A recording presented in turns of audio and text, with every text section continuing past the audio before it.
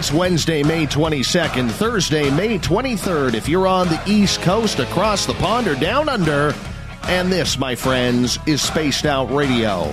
Hope you had a great day and night. I am your host, Dave Scott, broadcasting to you live from the Great White North on top of the mountains of central British Columbia, right here at SOR headquarters. We welcome you to tonight's show, including Deep Talk Radio and Revolution Radio. If you want to take a listen to our archives, they are free at youtube.com/Spaced Out Radio.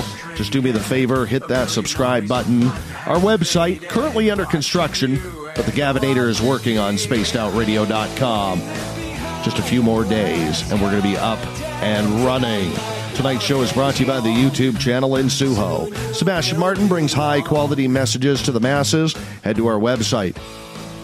When it's done, you can click on the In Suho banner and subscribe today.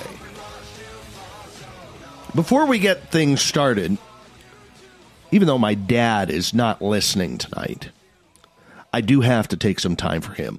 The man is my hero. The man is my own legend. He is my idol. He is everything to me. And today my dad turned 70 years old. So I want a big Spaced Out Radio happy birthday for my dad. I would appreciate that. He is a pretty cool dude. And, you know, it's funny because a number of years ago, he did not believe in anything. Didn't know his son had turned into a weirdo. But now he actually believes. And the older he gets, he says, you know, I just don't know everything. And that's that. Man enough to admit it at his elderly age. But I love my dad. It's pretty cool that he turned 70 today, so we wish him all the best. You know, I've always wondered what influence Hollywood has had on the UFO culture, from changing the Travis Walton abduction story to fit their needs, to rarely putting aliens in a positive light. Does Hollywood know something that we don't? Remember that time where President Reagan allegedly told Steven Spielberg how real the movie E.T. was? So for us, why not go to a good source like Bryce Zabel? Bryce is a former CNN correspondent who turned into a screenwriter, including NBC's UFO thriller Dark Skies, was also a writer on Spielberg's Taken series.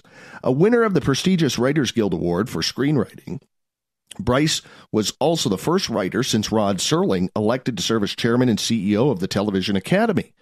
Currently, he is developing Unidentified.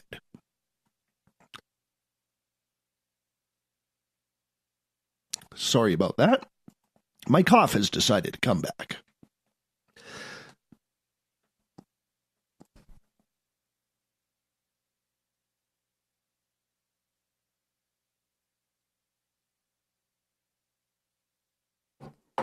There we go. I hate this cough.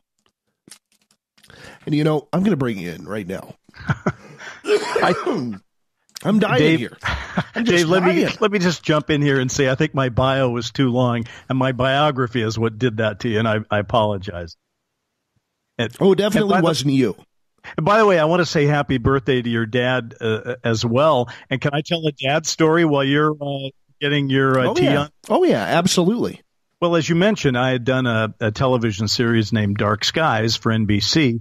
And what happens when you have a show on the air is people come out of the woodwork to talk to you about something. So when the show was on the air, I'd have my plumber say, you know, I never told anybody about this, but, and then they would tell me a story. And that happened a lot. And it even happened to my father, who was a history teacher, a World War II vet.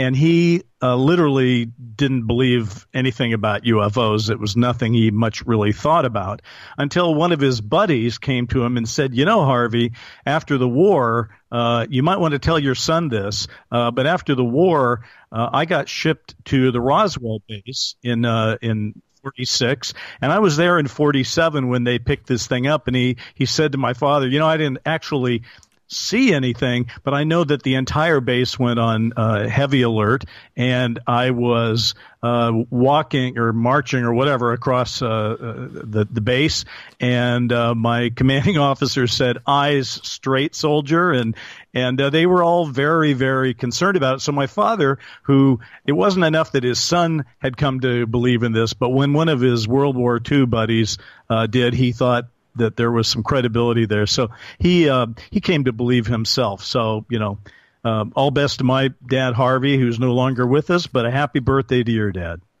Yeah, my dad's a pretty good dude. And I got to tell a little story here, as I think I'm regaining composure for my voice. I'm so happy to buy you enough time for that. That was great. Well, a couple of years ago, I took him on a ghost tour. Didn't believe in this, never went on anything. And he's holding the K2 meter, and he's holding it down. He says, "Hey, son, what do all these red lights mean?" And I started laughing. I said, "Dad, you got a ghost standing right in front of you." And all of a sudden, he starts shaking. And we had a little ghost in the house, a little girl. And so just reach out your hand, Dad, and ask her to hold your hand. And all of a sudden, he goes, "Holy blank, I can feel her hand in mine." It was crazy. That'd make a believer out of you. That's something I've never had happen to me. Oh yeah, it was hilarious because I was absolutely laughing because he's like, "I've never experienced that. I've never experienced that." Now he goes and tells all his buddies what he's experienced, right? His buddies are like, "Oh, BS, BS." And my dad's like, "No, come on up. Let's go. I'll take you there." He's got street cred now. Hilarious. He's an experiencer of the ghostly persuasion. Absolutely. Let's learn a little bit about you. How do you go from journalism school to CNN and then make your way into Hollywood where you become a prominent fixture in writing about UFO stories? That is, admittedly, that is a strange journey. It wasn't that hard to get into journalism. I went to the University of Oregon, and in fact, I know you're broadcasting out of British Columbia, and I'm a Pacific Northwest born and raised yes. In Oregon, on the Oregon coast, born in Newport. Went to school near Portland.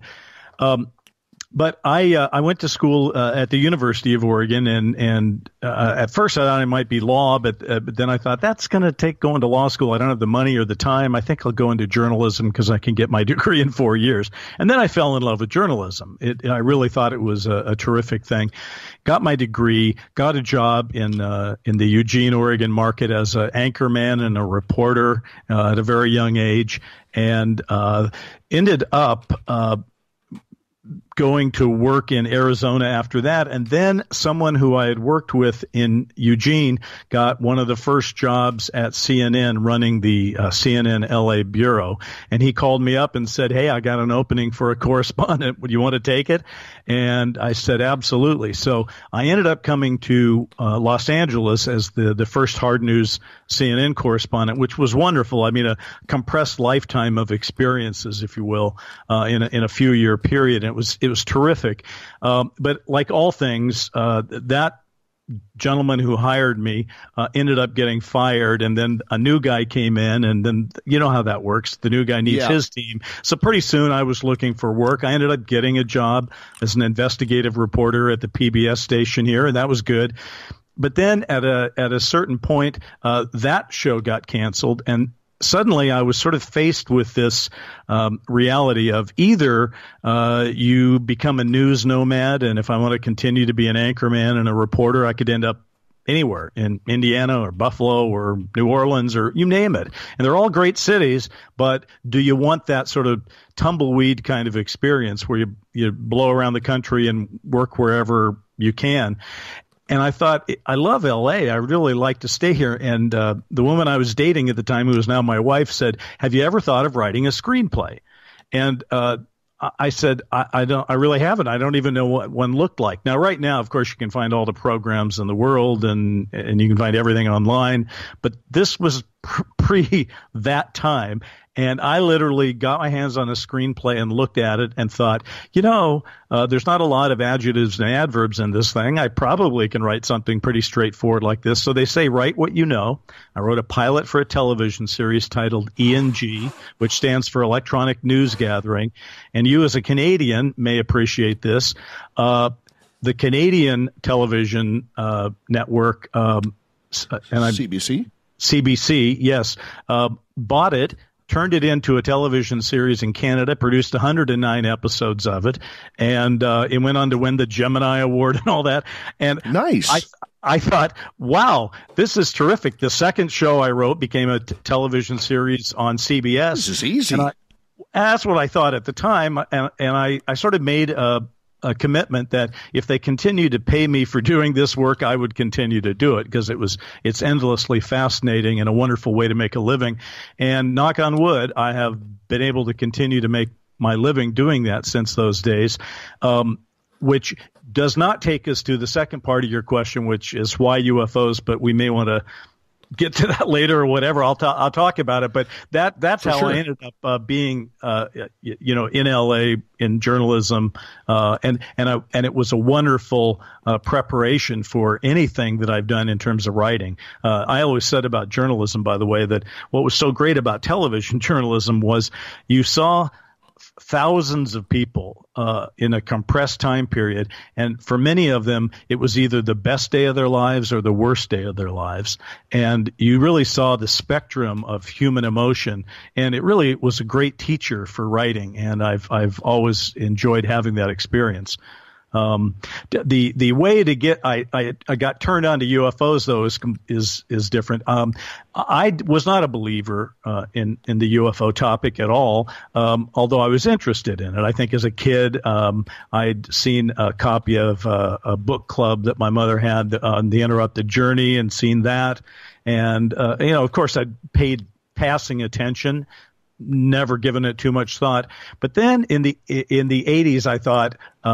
I maybe I should write about it. It sounds kind of interesting. I thought of it only as a good story. And I had this concept in mind for an abduction story because I'd read not only Bud Hopkins by this point, but I'd read Whitley Strieber. And I had this concept that, well, what if the government actually knew somebody was an abductee and that the others who were abducting him were coming back on a more or less regular basis? What if they turned that guy's house into a tripwire, and the next time these others came to abduct him, it triggered their attempt to shoot down a UFO? So I wrote a movie about that topic that became a film called Official Denial, and it was the first original film ever done by the Sci-Fi Channel, actually. I'm celebrating the 25th year anniversary of doing that.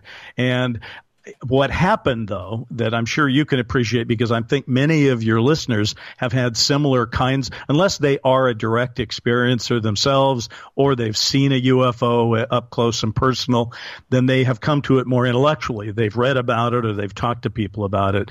And at the time I was preparing to write Official Denial, I was talking to so many people and reading so many books. I realized that there was a lot of smoke here, and there was probably enough smoke, there was some fire. And over the years, the more I've talked to people and the more I've read, I've become quite convinced that this phenomenon is very real and something we have to deal with. Now, have you seen anything yourself that's anomalous? Not really. I'm not an experiencer, haven't been abducted, haven't seen a UFO up close. I have had a couple of experiences with the cover-up, which we can talk about later. So those, you can intuit the truth of UFOs by the reality that if somebody's trying to put you into a cover-up scenario, that there must be some reason behind that. So I have had that, and I've also had a couple of experiences that I would call sort of the Mothman prophecy kind of experiences, where really? they're not an experience of UFOs. They're just an oddball experience that should not be and can only be explained through methods or explanations that are a little out of the ordinary. So that's my long answer to a short question. Let's talk a little bit about UFOs in journalism, because ever since the New York Times article came out back on December 16th, 2017, we've seen little tidbits follow up, whether it's the videos of gimbal, tic-tac, go fast, whether it's, as of today, the Pentagon actually having a spokesperson come out and saying, yes, we do investigate UFOs. Where do you think this is all leading, and why now? two very good questions. I don't know if your listeners know this, but I'm a co-author with Richard Dolan of a book called AD, After Disclosure, which is a book entirely devoted to not the idea that we need to prove UFOs are real, but acknowledging they are real and how it's going to come to change our lives in the future. So what do I think about all this? I think we are moving very rapidly into a scenario where there will be a form of disclosure. There already is a form of disclosure ongoing, and the question is it small d or big D kind of disclosure, and it depends on how you define it and a lot of those things. But we seem to be inexorably moving toward a scenario where we are moving from to a place where the majority of the world will acknowledge and accept that there is something to this phenomenon. And I try to put it in a very basic way. For me, when the majority of the Earth citizens believe that at least some of those objects flying around in our skies are from some place that isn't here and being flown by somebody that isn't us, then we'll have disclosure.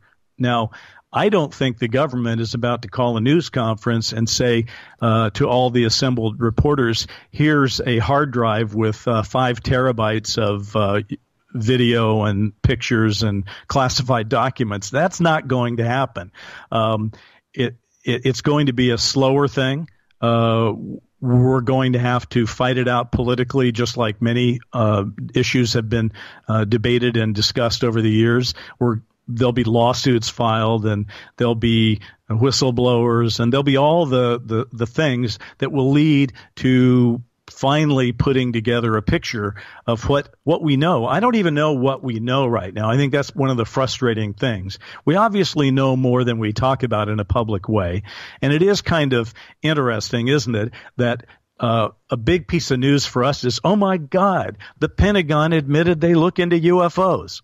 Well, excuse me, but they've been doing that for some 75 years, if not more. The news is that they are willing to admit that they're doing it. Well, okay, that's great. I'm really happy about that. That's a great first step. Let's build on it. Let's get to the place where they not only tell us that they're now looking into UFOs, but tell us what they've learned from looking into UFOs these past 7 decades. That's the kind of disclosure I want, because you mentioned I was the CEO and the chairman of the Television Academy. Yes. And I remember coming into that job, and I was the elected official, and there was a president as well. And that guy told me something that's always stuck with me. And I don't know that this is an original quote to him. It's probably not. But he said, all of us together are smarter than any one of us. And I think that is such a true statement. It's a true statement in general, and I wish more people operated that way. But when you think about the UFO situation, it's a profound statement, because when we have only a small group of classified people worldwide working on this phenomenon, what they can achieve is limited. It may not be terrible, but it's limited, as opposed to when you have the entire planet aware of this phenomenon, agreeing that it is real and trying to study it. Think about how much stronger and smarter we're going to be. So, for example, in a classified environment, a researcher may be researching this phenomenon and come to a place where he's hit a roadblock, and then he needs to say to somebody, hey, I hit this roadblock, and I was wondering if you could help me, but he can't because they're in a different compartment, right? But in the real world, in the open source world, the guy hits a roadblock, and he picks up the phone or he writes an email, and he asks somebody for some help. And that's where we need to get fast. Yeah, you know what? It's one of those things when it comes to the news and UFOs, we're starting to see reporters take this story a lot more seriously, as we got about 3 minutes before we go to break here at the bottom of the hour, Bryce.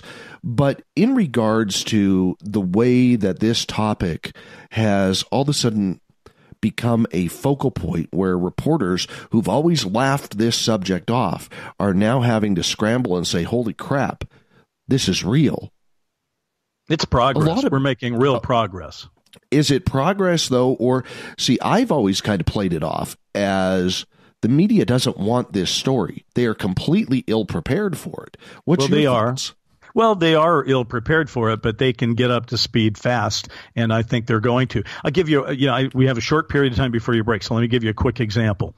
A few years ago, when AD After Disclosure came out, there was a conference in Washington, D.C., where 7 or 8 military men who had experienced nuclear missiles going offline in association with UFO sightings at the bases, including Malmstrom.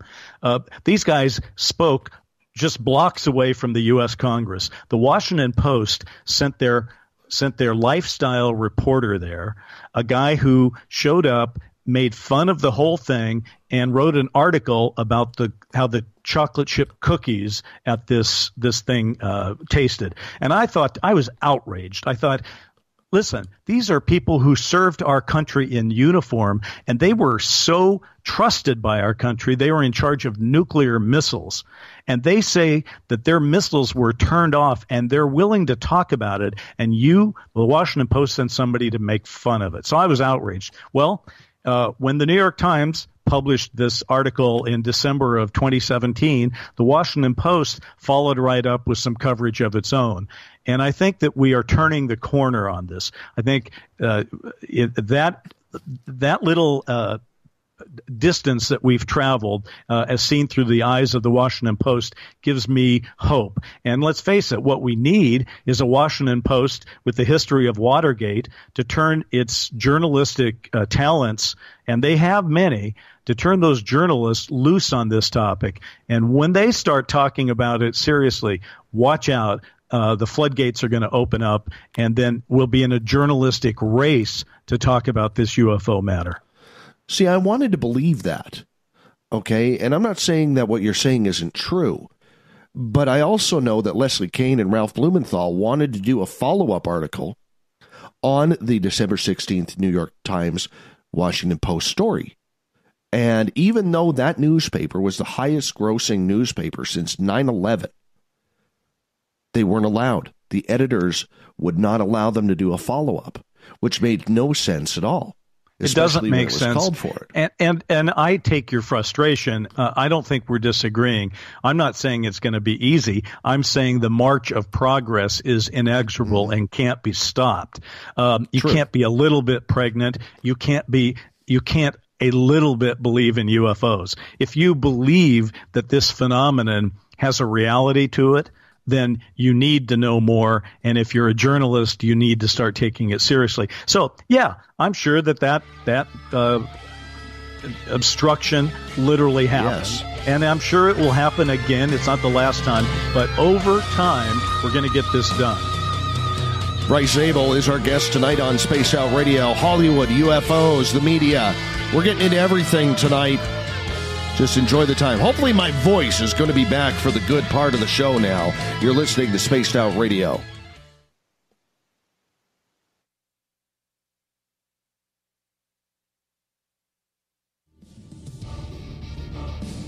Come get spooked at the 4th Annual Forest Moon Paracon in Cedar-Woolley, Washington, Saturday, September 28th. UFOs, ghosts, aliens, Bigfoot. Speakers include Mike Morin and Jason Jordan, R. Keith Andrews, and Dave Scott from Spaced Out Radio, and so much more. There will be workshops and a VIP roundtable. Get early bird tickets now at fmparacon.com. Are you intrigued by Paranormal Talk Radio? You'll love the new Paranormal Radio app from TalkStream Live. You'll find a great selection of talk shows covering UFOs, ghosts, strange phenomena, and much more. Download the Paranormal Radio app now and start listening to the very best in paranormal talk entertainment, including the network you're listening to right now. The Paranormal Radio app, free in Google Play and the iOS App Store. Looking for the stories of the strange and weird that you will find hard to find anywhere else? Check out the SOR Newswire on our website. Our writers, led by Captain Shirk, are scouring the world for the oddest and most bizarre stories we can find. Everything from weird crime to suspenseful and paranormal. We're working hard for you to bring you the most intriguing news of your day. Check out the SOR Newswire at spacedoutradio.com today. A timepiece is a reflection of who you are, and what better way to show off the real you than with an Escape watch? Escape is a lifestyle brand accessorizing your days and nights. Choose to escape and create the life of discovery that you deserve. Dream, play, unite with your own personalized Escape watch. Head to escapewatches.com. There is no time like the present to enjoy your escape. Use promo code SMF2017 for your 20% discount today. Heading to Vancouver and looking for a night on the town? The Moose Vancouver is the bar that never stops rocking until 2 a.m. every night. The Moose has great food with everything on the menu from $6.95 to $8.95. Fantastic, vibrant staff and rock and roll that will bring you back to when the music was real, the hair was long, and the guitars were rocking. Get your party on at the Moose Vancouver, the official party bar of Spaced Out Radio. Hello, this is your guitar man, Ron Bumblefoot Thal, and I have to tell you, I love the response I get for Little Brother is Watching from Spaced Out Radio fans. It's amazing how music can inspire and make people think deeper about what's going on in the supernatural world. You can head over to my website, bumblefoot.com, to check out my music, my guitar workshops, my touring, even check out some of the hot sauces that I'm working on. And make sure you keep on listening, because with Spaced Out Radio, you know Little Brother is watching. Are you tired of being blocked, shadow banned, or placed in jail for simply posting your thoughts on social media? Social Media Freedom can take care of that for you. Social Media Freedom is the newest and one of the best free new apps that allows you the freedom to post what you want, when you want. It takes seconds to download from your app store. Come join the tribe at Social Media Freedom. It's time to set yourself free. Every night on Spaced Out Radio, we have places for you to hang out. Hi, this is Carl. Join our SOR Space Travelers group on Facebook for live chat. On Twitter, using hashtag Spaced Out Radio. You can also join us in our Spreaker chat room. Check us out on Instagram at Dave Scott SOR. All of our archives are free on YouTube at Spaced Out Radio. By the way, I'll be watching you at your window until you do. Bye! So, you love talk radio? Then you'll love TalkStreamLive.com. TalkStream Live is always on, 24/7, with the best streaming talk shows. Find your favorite talkers and discover some new ones. It's free, readily available online or on mobile with any smartphone or tablet. Finding your favorite talk shows all in one place has gotten a whole lot easier. Just go to TalkStreamLive.com. Be sure to download the free apps from Google Play or the iTunes App Store. Did you know Spaced Out Radio runs 7 days a week? Hi there, this is Tessa Nicole Thomas, and I'm here to take you on a paranormal journey each Saturday and Sunday night. Why change the station when you have it all right here? Together, we'll hang out and share some strange and scary stories. And don't forget, we have Psychic Sundays as well, so come tune in Spaced Out Weekend. We get going at 9 p.m. Pacific, midnight Eastern, only at spacedoutradio.com, where we own the night. Looking for a place to advertise at a very reasonable cost? Look no further than Spaced Out Radio. SpacedOutRadio.com has an advertising tab that you can click to check out our daily, weekly, and monthly packages to play on the radio, or our website including social media. From commercial spots to banners, we have it all. Check out our competitive pricing today. We're bringing scientific thought to the paranormal. Hi there, this is Spaced Out Radio scientist Chris Cogswell. Join me, Chris Zuger, and Dave Scott the second Wednesday of every month, where we break down the who from the woo when it comes to everything paranormal. We'll investigate and try to bring sensible answers to those straight and sometimes outlandish questions people have. Hey, not everything has an answer, but we'll do our best. Listen in to Reality Paranormal only on Spaced Out Radio. Coming soon to our website, spacedoutradio.com, is the SOR Space Travelers Club. For just $5 a month, you can get into a private area on our site where you can hang with other listeners in our chat room, post in our forum, and check out a bunch of exclusive content and store that won't be found anywhere else, including a nightly after-show party with Dave. It's going to be the best $5 a month you're going to spend. The SOR Space Travelers, only at spacedoutradio.com. Coming up this September 21st and 22nd, all UFO eyes will be focused on Toronto for the 4th Annual Alien Cosmic Expo. Come listen to some of the biggest names and experiencers in ufology. Travis Walton, Paul Hellyer, Richard Dolan, Paula Harris, Grant Cameron, Randy Kramer, and Spaced Out Radio's own Dave Scott. Tickets are on sale now at aliencosmicexpo.com.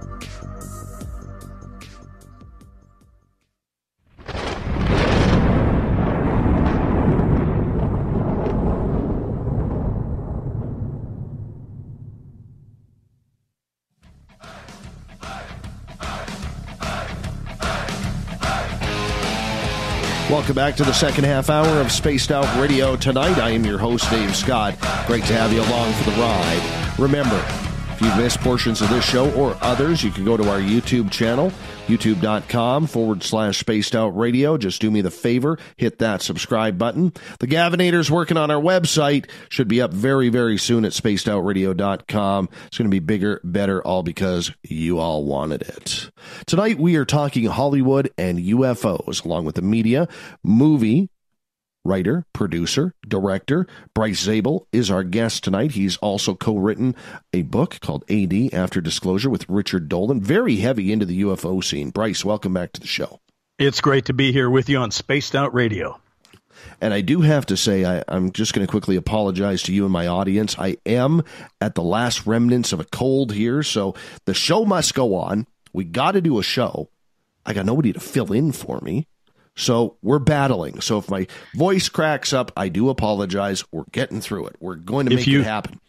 If you crack up, I'm just going to keep on talking. That's how we're going to solve it.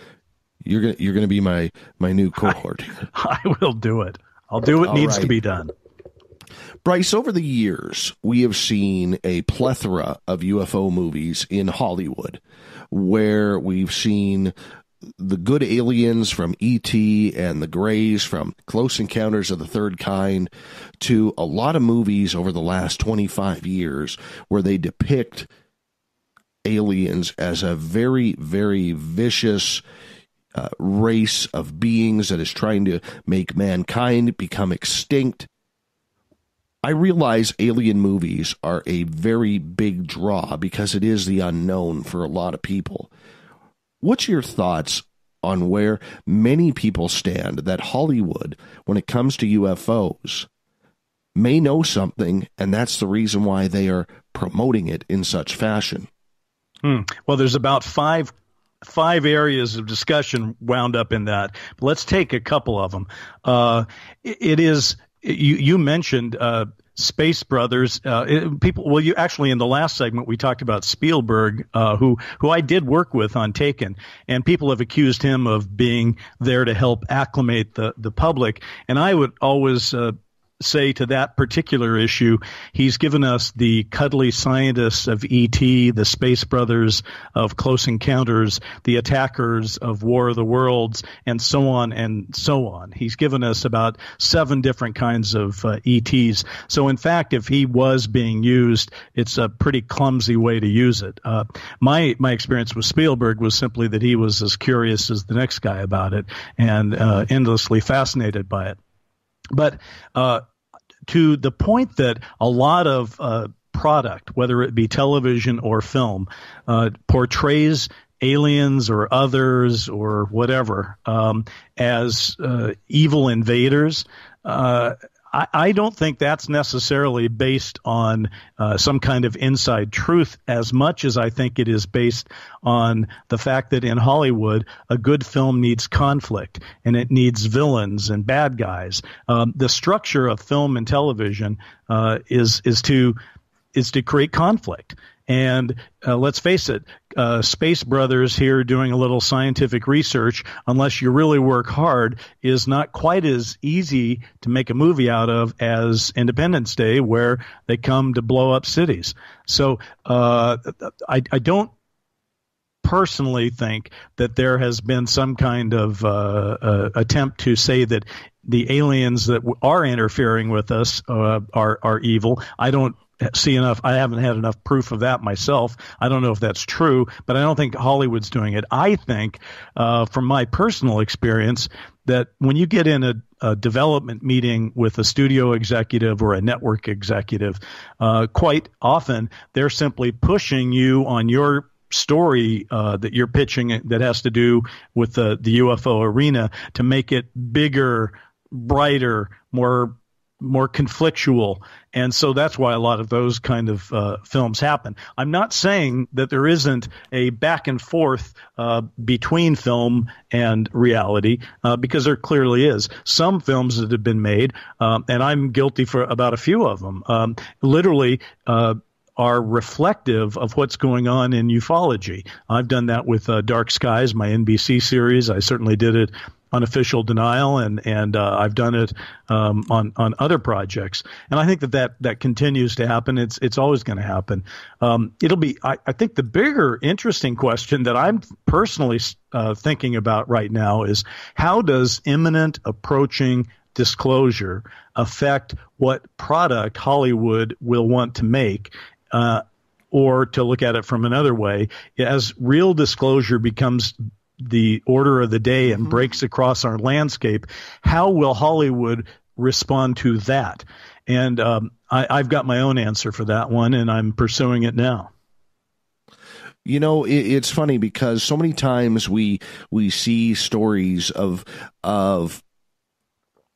these based on true stories, like Travis Walton. Let's take Travis Walton and Fire in the Sky. Hollywood didn't have to screw up that ending and make it more scary. The movie and everything around it leading up to it, if you buy Travis Walton's story and all the eyewitnesses' stories, is freaky enough. It is freaky enough. Why tinker with something like that when you didn't have to?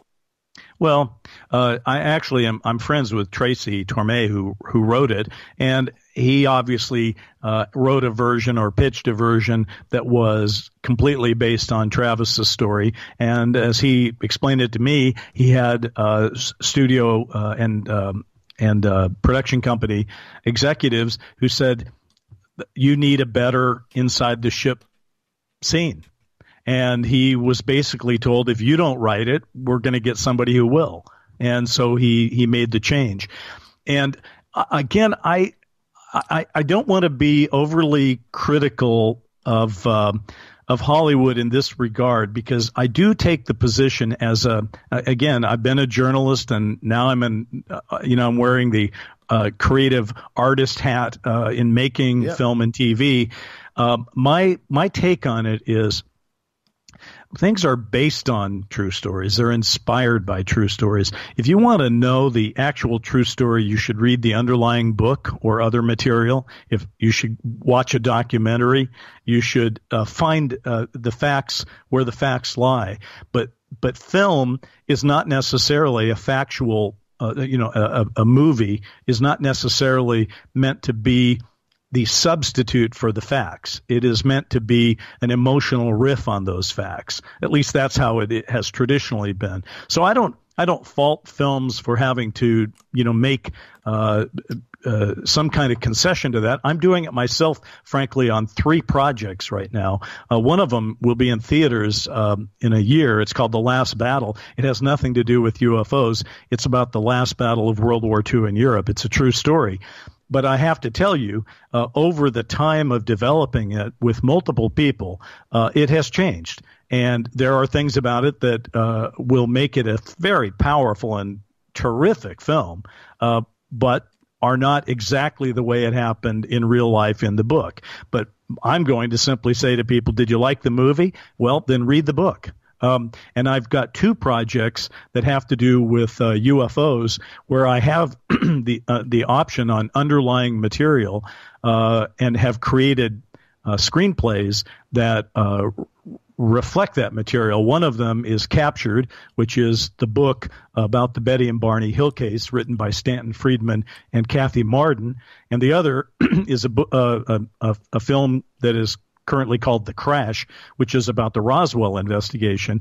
And it's about the life story rights of Stanton Friedman and Don Schmidt and their book. The book Schmidt wrote, Witnessed Roswell, and Stanton's book, Top Secret Magic. And I simply would tell you this, and then we can dive deeper. But I told both Stan and Don, as they read a draft of that script that depicts them in it, I said, look, this is not exactly you. It's based on you. It's inspired by you. And I said, Stanton, think of this as, it's not Stanton Friedman. It's 180% of Stanton Friedman, right? That you have to make certain concessions. Characters have to work. Stories have to work. Scenes have to work. And Stanton certainly understood that. Don understands it. And that's just the way it is. Now, what I think is wrong is when you lose any thread to the reality. I think it's your job as a screenwriter and a director, filmmaker, whatever, to try to get the emotional reality of the thing correct. And like, as an example, in the Roswell movie called The Crash, the one thing that we do go out of our way to make sure is reflected accurately is witness testimony. As the Stanton and the Don Schmidt characters go about their investigation into Roswell, the people they talk to speak literally words that I've lifted from their respective books. Now, Stanton and Don, I mess around with his characters because that's different. I'm trying to, present a movie that people say, wow, okay, that really happened about Roswell? And my answer to that is, yes, it did. Well, I do have to ask, who's playing Stanton's eyebrows? Well, listen, Stanton's eyebrows. He does have a great pair of eyebrows, and I'm sorry. I know we can talk more about this. Stanton has passed away in the last week as we're on the air. He was the granddaddy of ufology. He created a space in this investigation that he owned all by himself. And I remind people that it was Stanton Friedman in 1978 who found Jesse Marcel and got him to go on the record and thus kicked open the door for the Roswell investigation to take off and become the very definitive investigation it has become today. Stanton Friedman's the godfather of Roswell who did that. Our hats should all be off to him, and I stand in awe of the fact that he dedicated his life with such vigor and passion to doing this. He literally died at the airport coming back from a lecture, and he really, I guess you could say, he died with his boots on. We're going to miss him around here. I had the opportunity of interviewing him 3 times, and it was just absolutely exciting for me every time. I remember the first time I interviewed Stanton, and I literally froze. And we were actually doing a recording at that point. And I said to Stanton, I got to press pause. I said, the only time I've ever froze was when I interviewed Wayne Gretzky for the first time. I said, you're like the Wayne Gretzky of ufology. I said, you're Stanton effing Friedman. Stanton effing Friedman. And he starts laughing his head off, and he goes, well, let me tell you something. I still put my pants on one leg at a time, right? Yeah, he does. He's killing himself laughing. And to me, it was a real icebreaker on how human he really was. He was a good and decent man, and he was a friend to all of us. And he had a great sense of humor that went along with his passion and commitment. He had integrity.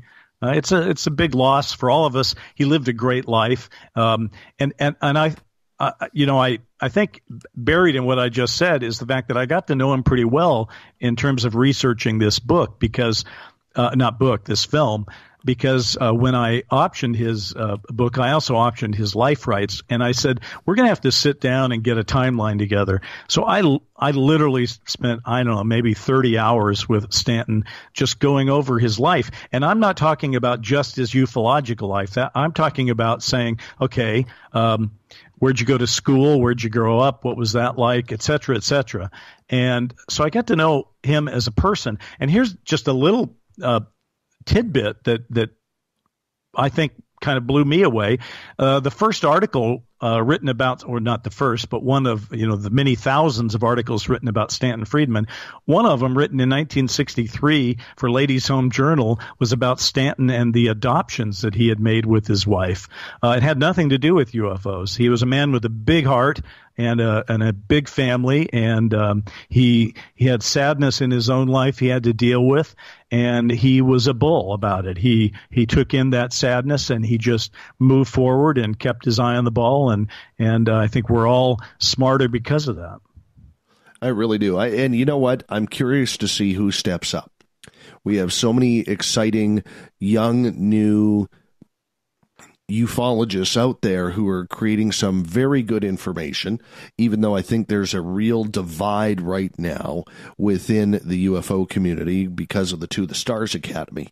But I do believe that there is something very special with a lot of these bright minds, people with high educations in science and coming out of the woodworks, where before it used to be a laughing stock if you were a scientist and believed in UFOs. Now it's becoming literally much more serious in the adventure that goes along with it.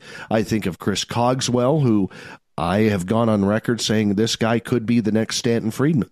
Doctorate in chemical engineering, loves his UFOs, wants to try and figure out what's going on. Exactly the same motto and mantra that Stanton had. And we got to start giving the torch to some of these guys and giving them that opportunity. I think we're already starting to do that. And I think it's very clear to your listeners from what I've just said that I love Stanton Friedman. And I considered him a dear friend, and I mourn his loss. But I will say this. Stanton was not breaking new ground for the last few years. His speeches and his lectures he had his talking points, and he stuck with those. I think the torch has already started being passed. I see a number of people. Chris is certainly one of them. People who stepped up. Stanton had his things that he said. And one of the things I tried to do in all those hours working with him was to push him off that. And I wanted to know, okay, you've spent an entire lifetime studying this. You've talked to all these people. What do you think is really going on? And to my sadness, I never actually got him to get really, really deep about that. And I disagree with him on one central premise. He was always of the opinion like, well, what do we really matter? We're just one little species out there. We don't matter to anybody. And I always said to him, I think you've got it exactly the opposite, because the fact that they're here means we do matter to somebody. And I've developed my own thought about that over the years. I personally believe that a case could be made that all intelligent life is interesting to all other intelligent life. I mean, really, how could it be otherwise? We'd be fascinated by other intelligent life, that we wouldn't say to them, well, you're not quite as intelligent as we are, so we're not interested in you. Hell, we're interested in dolphins who have a degree of intelligence, and we'd be thrilled if we could speak to them. We're interested in apes. So I just think we've already started to pass that torch. Richard Dolan, when I first met him, I thought he was certainly one of those waiting in the wings to be that person, the UFO historian. And I think to a large degree he's become that. There are others. There are many others. In fact, I think that's the good news right now. As we move into this post-disclosure world, we are going to be introducing a number of new voices that you and I and your listeners know about, but the rest of the world doesn't, and they're going to get to know them. And the people who should fall by the wayside would be the Seth Shostaks and the Neil deGrasse Tysons and the people who just clearly don't get it. And those people, hopefully, will not be hogging the airwaves in a disclosure world, saying things that they don't know anything about. The problem is they may get their opportunity as the mainstream media starts to open up towards this and not really knowing where to turn. Oh, they will. I mean, they certainly will at the beginning. And you know what? I believe in redemption. You know, Neil deGrasse Tyson can pivot and start learning his ABCs of ufology. And I wouldn't be surprised if he's boning up on it right now. I mean, he's a very smart man. So he's probably thinking about, wow, maybe I got this one wrong. I just think that we're moving into a new world. The way Richard Dolan and I described it in our book is we are currently living in what I call the BC world, which is the before confirmation world. But we are moving into the AD world, the after disclosure world. And I think what we are right now is really on the cusp of the final days of BC and the opening days of AD. And I'm very excited by that. I'm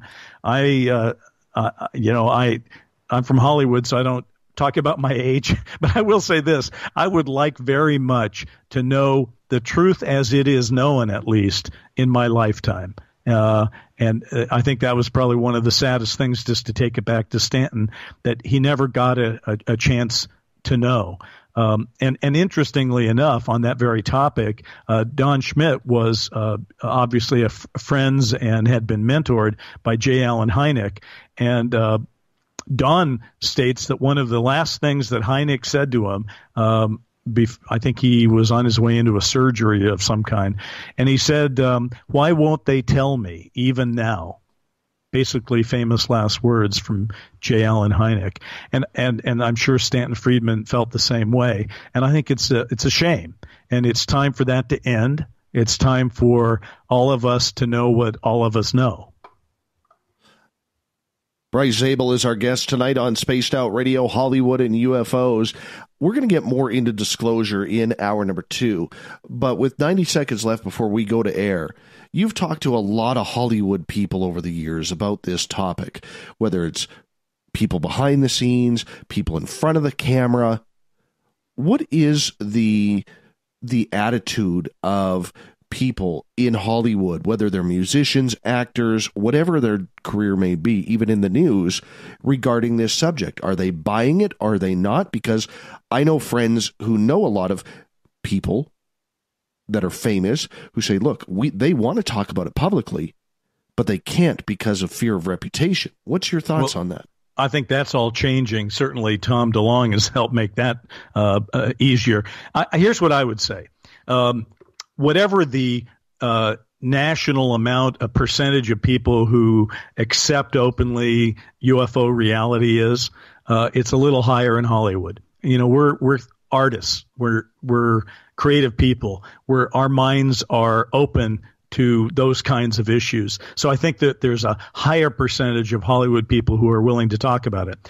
Now, I will say that in my pitches on various UFO things over the years, quite often they start by somebody leaning in going, so you really believe this UFO thing? And that's where you say, okay, yes, I do. And they're like, wow, why? And then you just have to start with the education process. But I think more and more and more people, and certainly that applies to Hollywood, are very aware that something is going on. I think the question for all of us is, what is it? And we'll talk about that in your next hour. We can get into that. Bryce Zabel is our guest tonight on Spaced Out Radio, Hollywood and UFOs. We're getting right into it. Don't forget, he also is a co-author of After Disclosure with Richard Dolan.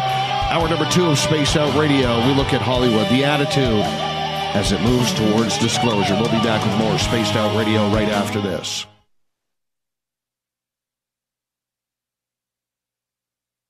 Come hang out with Spaced Out Radio, where we own the night. This is Carl. You can follow Dave on Twitter at Spaced Out Radio, and during the show, use the hashtag Spaced Out Radio to chat with us live. On Instagram, at Dave Scott SOR. On Facebook, give our page a like, Spaced Out Radio Show. SOR archives are free on YouTube at Spaced Out Radio. Come join us, or I will come join you. See you at your window. On the first Tuesday of every month, I encourage you to come along for a journey with me, Geraldine Orozco, on The Spiritual You. Together, we will take a look at how to access the highest expression of yourself and change your life. Consciousness, ET contact, health, and wellness, we can talk about it all. So come along for a spiritual ride with me, Geraldine Orozco, on The Spiritual You, only on Spaced Out Radio. Get your horns up with me on Spaced Out Radio. This is Ron Bumblefoot Thal. Come tune in to SOR where you can hear me rock out with Little Brother Is Watching, the official theme song of Spaced Out Radio. And then come on over to bumblefoot.com where you can find out about my tour schedule, my music, and everything else. Bumblefoot.com keeps you up to date on what I'm doing and the best way to stay in touch with my music and music camps. Sign up for my newsletter at bumblefoot.com and remember, Little Brother Is Watching. Canada's largest UFO conference is ready to roll in Toronto this September 21st and 22nd at the Alien Cosmic Expo. This year is about the experience. Listen to the stories of Dave Scott, Travis Walton, Paula Harris, Grant Cameron, Ryan Stacey, Richard Dolan, Leslie Mitchell-Clark, and more. Get your tickets now at aliencosmicexpo.com.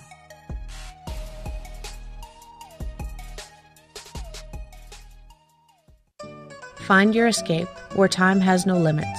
It's about living today and cherishing the heritage of yesterday. A spirit of adventure for what is new with the nostalgia of the past. Your timepiece is a reflection of who you are. Life surrounded by beauty from the world around us to the soul within. EscapeWatches.com.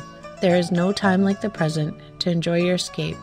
Use promo code SMF2017 for your 20% discount today. The Call of the Wild is in Vancouver. The Moose Vancouver is one of the hottest bars and restaurants in the city. Open until 2 a.m. nightly, the Moose will rock you like a hurricane all night long. Great food with everything on the menu at $6.95 near the corner of Nelson and Granville. Get your horns up and come rock with us. The Moose Vancouver, the official rocking bar of Spaced Out Radio. Visit purpleplates.com today. For over 40 years, the Purple Energy Plates have been delivering amazing results for their many customers. Inspired by the great genius Nikola Tesla, the harmony, healing, and energetic effects of the plates have proven over and over to be beneficial and often miraculous to thousands of customers. Check their site for daily specials and choose from their many energy products. You won't be sorry. Visit them today at purpleplates.com. The freedom to post what you want, when you want. That's the social media freedom you need. Social Media Freedom is the free app in your app store. No need to worry about going to jail or being shadow banned any longer. It's the freedom to say what you feel. The freedom to know Big Brother isn't watching. It's the way social media is supposed to be. Social Media Freedom. It's time to set yourself free. Download from your app store today. At spacedoutradio.com, we have a little bit of everything for you to stay up late. So while you're there, check out our SOR Newswire, where our team brings you stories of the weird and strange to the WTF from around the globe. News on Bigfoot, UFOs, paranormal, Darwinian-type crime tales. It's the stories that the mainstream media usually won't touch. Well, we got them all on the SOR Newswire, only at spacedoutradio.com.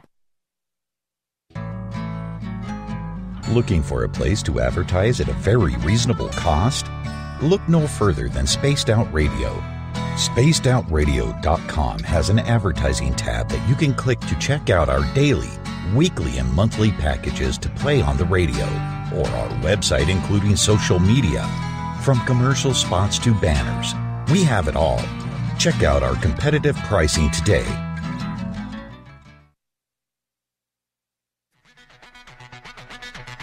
Come get spooked at the 4th Annual Forest Moon Paracon in Cedar-Woolley, Washington, Saturday, September 28th. UFOs, ghosts, aliens, Bigfoot. Speakers include Mike Morin and Jason Jordan, R. Keith Andrews, and Dave Scott from Spaced Out Radio, and so much more.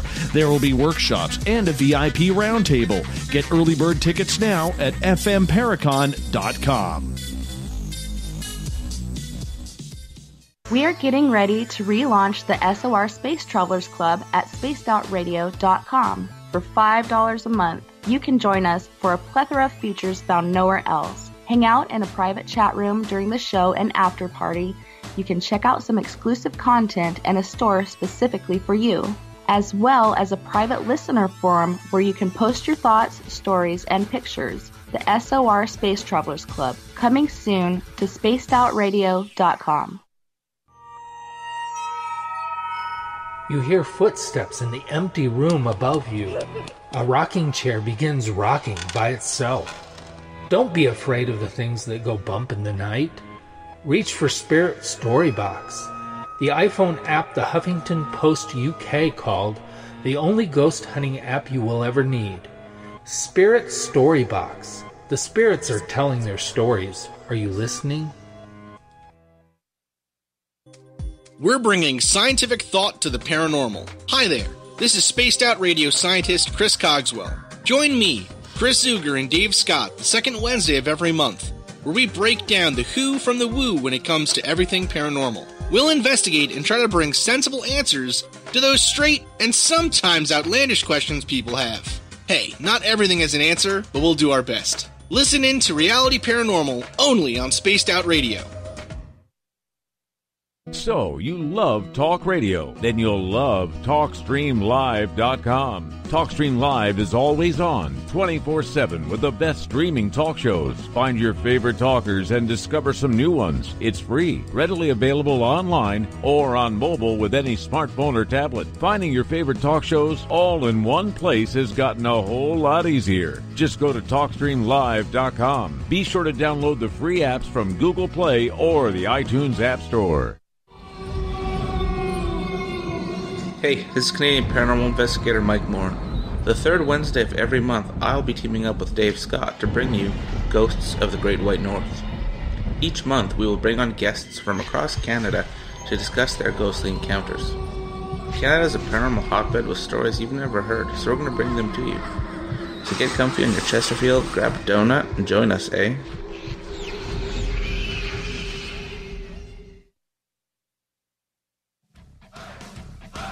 You're listening to Spaced Out Radio with Dave Scott. Follow Dave on Twitter at Spaced Out Radio and on Facebook, Spaced Out Radio Show. Welcome back to the second hour of Spaced Out Radio. Tonight, I am your host, Dave Scott. Thank you so much for being with us. Tomorrow night on the show, Lorian Fenton is back to talk super soldiers and UFOs, 9:06 Pacific, 12:06 a.m. Eastern at spacedoutradio.com. Hi to everyone listening in Dangerfield, Texas, KDNF AM 1560, KDUN AM 1030 in Reedsport, Oregon, KZFX 93.7 FM in Ridgecrest, California, WQEE 99.1 FM in Noonan, Georgia, and UPRN 107.7 FM in New Orleans. On the digital side, we say hello to everyone listening in on Revolution Radio and Deep Talk Radio. Remember, all of our archives are free for you at youtube.com/Spaced Out Radio. Just do me the favor, hit that subscribe button. The Desert Clam has set the password for tonight in the SOR Space Travelers Club. Frondeur. Frondeur is your password. Make sure you use it wisely, Space Travelers, as a clam sets a password each and every night right here on the mighty SOR. Our website, currently under construction, is spacedoutradio.com. Don't worry, the Gavinator is on it. We're going to have our new website looking good in the next few days. Tonight we are talking with Bryce Zabel.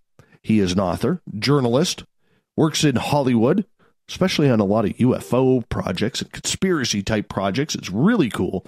You can check him out on his Facebook page. Just go to Bryce Zabel, facebook.com/producer-writer. Bryce, thank you so much for coming on the show tonight. Hey, it's my pleasure. And by the way, one of the things I like about social media is how you can have a conversation about kind of a deep dive conversation. So what I'd really like to tell your listeners is at Hollywood UFOs on Twitter is a place where I do a lot of talking with people. And we've talked about AD after disclosure. So there you can look at that at whatifufos.com. Sorry about the shameless plug, but I know people ask. That's okay. I don't mind. I don't mind at all. You're doing us the favor, so we could do that favor right back. Now, right before the break, we were talking about, the way disclosure is kind of going through the media and the way it's going through Hollywood and the attitude of people out there. is aliens, which has always been known as a real Hollywood moneymaker. Look at Independence Day, going back to Close Encounters of the Third Kind. Big money when it comes to everything UFOs and aliens. Obviously, Hollywood's job is to cash in on that.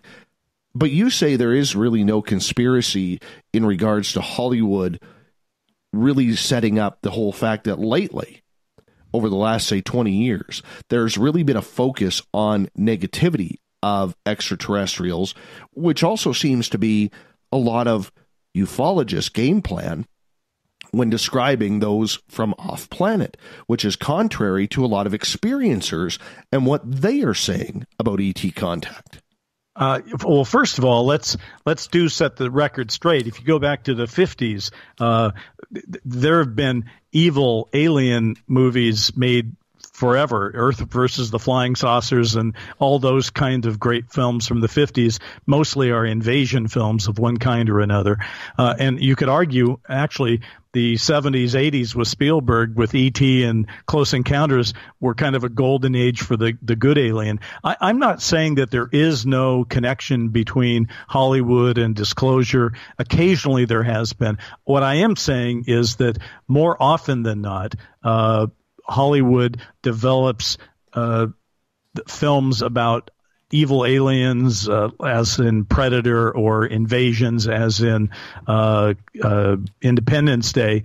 They develop those things because sci-fi works and aliens are good bad guys. So that's primarily why those things are getting made. It doesn't mean that there isn't connection. I had a brush with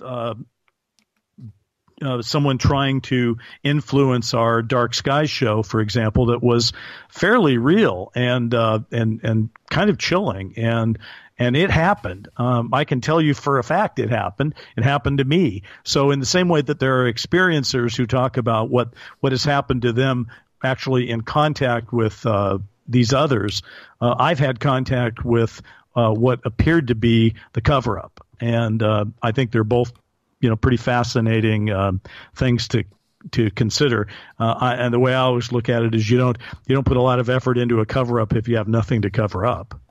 You don't do it for fun. How did that come about? Well, I mean, here's the deal. Dark Skies, for those who haven't seen it or heard about it, was a television series put on by NBC. And the premise of Dark Skies was that Roswell was real. The show took place in the 1960s and was set within Majestic 12.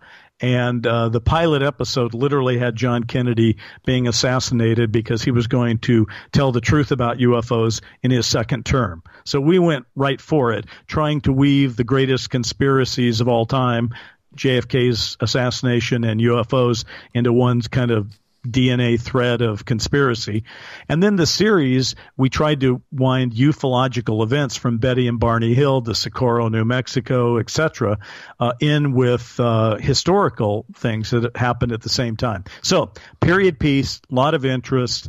We tried to be very grounded in, even though it was an invasion piece, essentially, we tried to be very grounded and to give people who knew about ufology something to really enjoy and watch. Okay, so we flash forward to September when the show is going on the air, and we're going to have a party at my house for the cast and crew. So that's about 200 people, and to show that the show is going to be on that night, and this happens. We give little MAJIC magic badges to everybody, and it's kind of fun, and the show hasn't aired yet, and I get told there's a guy in the backyard who doesn't have a badge, and I see this guy, and he's in his 30s, he's got a blue blazer and khaki pants kind of thing, and he's talking to my production partner and co-creator Brent Friedman, and this guy basically says, listen, you've done a great job with the show. We think you got most things right, but you could probably use a little help. And I said, what do you mean we got most things right? And he said, well, we've seen it. And nobody had seen it. It's not impossible that somebody could have seen it. I mean, it was looked at by the network and the studio and all that. But most people had not seen it. It hadn't aired yet. But he had seen it, and he said, we have things we want to talk about. And I don't want to spend all the time telling you the details, but what happened out of that night was that he said he would introduce us to his boss. Okay? He said he was from Naval Intelligence, and my partner, Brent Friedman, scheduled this guy to come in, and he comes in with a guy who's a little bit older than him. And these two guys were like military bearing. They're lean and worked out and smart. And they say they're with Naval Intelligence, which, as your listeners know, a lot of people think it's the Air Force that's been investigating them. But as we now know from today's headlines, and even going back in history, Naval Intelligence has had an awful lot to do with the investigation of UFOs. And these guys sat down and they were not nice. They were sort of gruff and pissed off that we didn't quite get it, and they had some things that ideas they wanted to get us to use in the show. And to be honest with you, I said after a couple hours, I don't have time for this. I'm producing a television series, and while this is a lovely intellectual exercise, I don't know you guys. I don't know that you're who you say you are, and I have to get back to work. So that was that. After that meeting, we had sort of challenged him, saying, if this is real, then you're going to have to show us better than this. Even though they told us a very integrated story about what they thought was going on. And if it was all fake, they'd gone to a pretty extraordinary level of work to make it sound real. So then they call up, and this is the part that always gets people. They call up and they said, okay, the boss, the big boss, will meet you. He's on a ship in Long Beach, and you can meet him on Friday. And we said, well, where and how would that occur? And this is the part, I know it sounds crazy, but if I made it up, it would be silly. And I'm not making it up. It's just the way that they laid it down. They wanted us to meet the guy in charge at midnight in Long Beach at a cemetery. And I said, I have 3 children. I'm not meeting anybody in a cemetery at midnight. And that's the last I ever heard of these guys. That's freaky. And there's a really good article about it on Mysterious Universe, which you can sort of look up, written by Robbie Graham, who's the author of Silver Screen Saucers, and with all the details in it. And this really happened. And they were not, the thing is, these weren't like fanboys in Star Wars T-shirts. These were military-looking guys who basically said, we're doing you a favor. And, we don't like your ganglions, and we don't like this, and we think you need to understand that. And they laid out all these specifics, and my attitude was, I don't think you understand. We're making a television series, not a documentary, and you're not giving me evidence to prove you are who you are. And, it just didn't work out, but it was powerful. It was disturbing. And the fact that a guy got into my house and was in my backyard.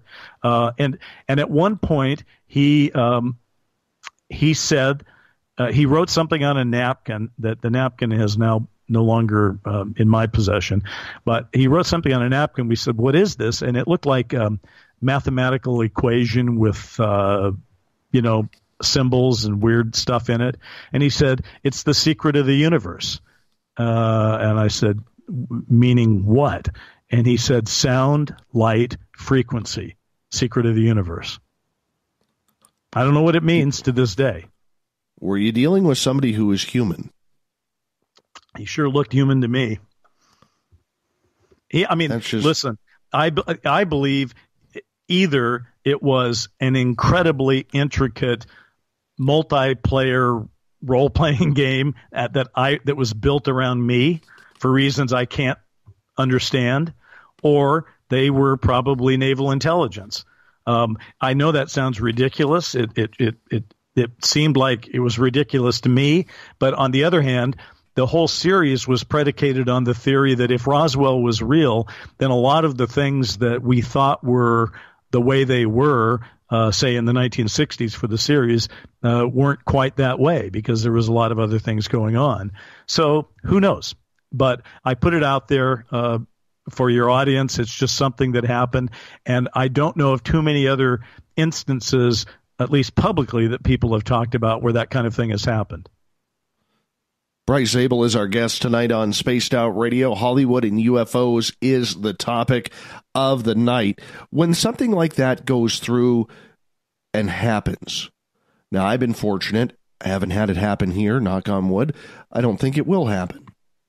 But we hear a lot of these stories that it does happen, whether it's somebody in a position of yours in the media and in Hollywood, or just your ordinary person who has had some weird experiences and has gone online trying to figure out what actually happened to them.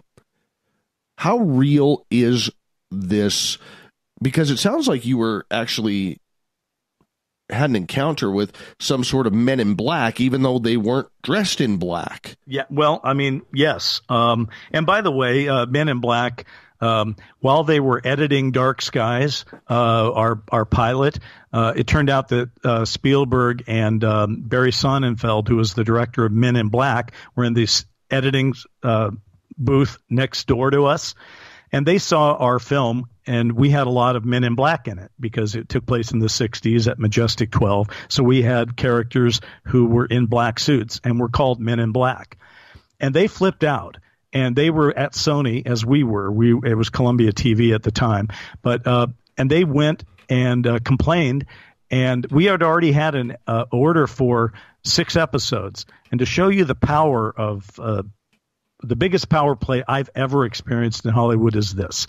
I got a call from the head of the studio who said, get your guys out of the black suits today.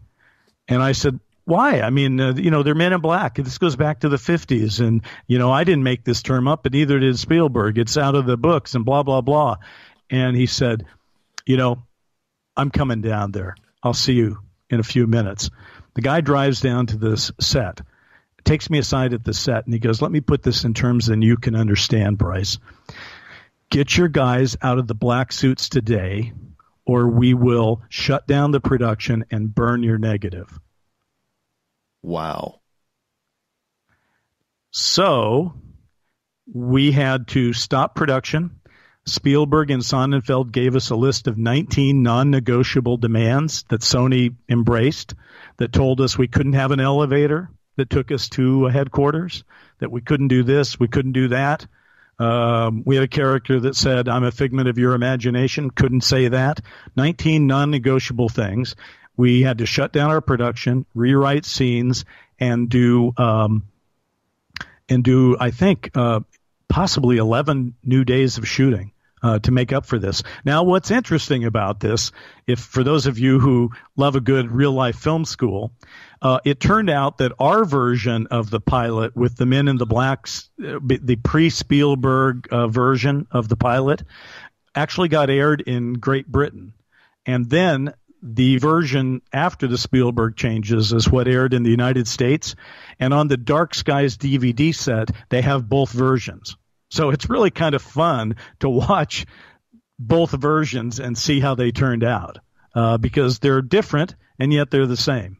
But again, these things happened to me on a television series. I got told that I could have my entire production shut down and my negative burned if I left my guys in black suits. Now, you could either argue that's because Barry Sonnenfeld had a lot of power at the time in Hollywood, or something else. I don't know. And you could, and then this thing happened with the guys that said they were from naval intelligence. Could be real, might not be. It's really hard to say. But those things happened. That's all I can tell you. They happened that way. When it comes to Hollywood and these aliens that they draw, whether it's these weird-looking things in Independence Day or, going back to the Alien series with Sigourney Weaver, or even something as simple as the Greys, Who's coming up with this imagination? Is it just a bunch of artists, or are they actually going with creatures that seem eerily close to what people are experiencing? Well, it depends, but on many of the productions, it's a director working with somebody, an artist, to create their alien.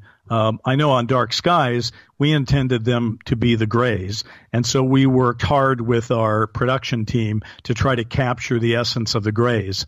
So it depends on who's doing it. Most often, they're not basing it on anything. However, as there's been more and more discussion about extraterrestrial life and contact that's happened here on Earth, there are more and more descriptions of what aliens might look like. And so those tend to be more and more incorporated into the film reality.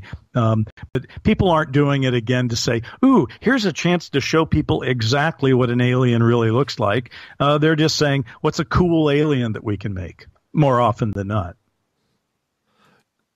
So when you have something like that happen, and then you get into a movie like, I'm going to go back to 1986, as we got about 2 minutes left here before we go to break at the bottom of the hour, with The Flight of the Navigator. Right. That Disney movie that was supposed to be about a kid who gets abducted and comes back 8 years later, and his family is moved, and they think that he was kidnapped, but in reality he went to out in space and lost track of time, and he didn't change. A lot of the experiences that people claim to have today about going on ships, about flying these ships, it's very eerily similar to this movie.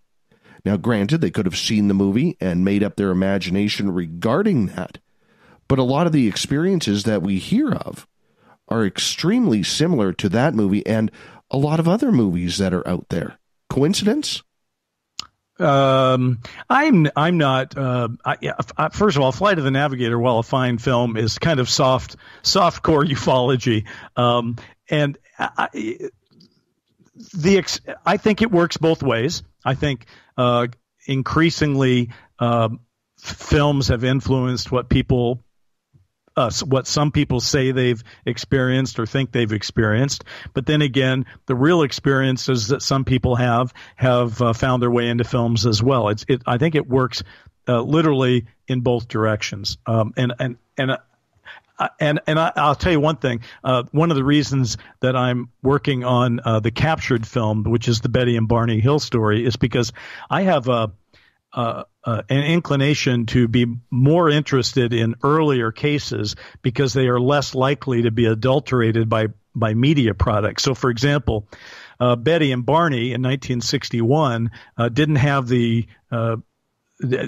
couldn't have the knock that they had seen Spielberg's Close Encounters and made up these creatures. They hadn't existed yet. So in 1961, that's a pretty good case.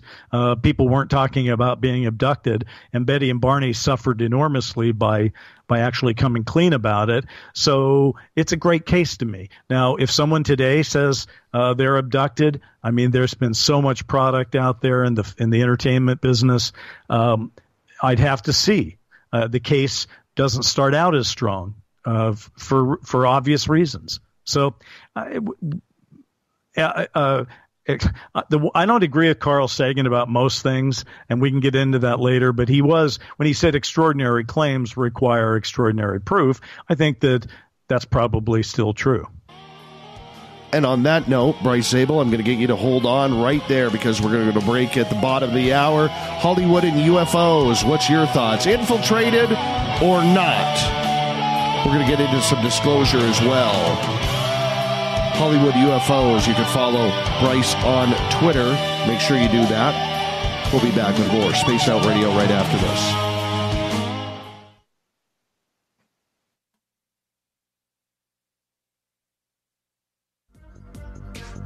Coming up this September 21st and 22nd, all UFO eyes will be focused on Toronto for the 4th Annual Alien Cosmic Expo.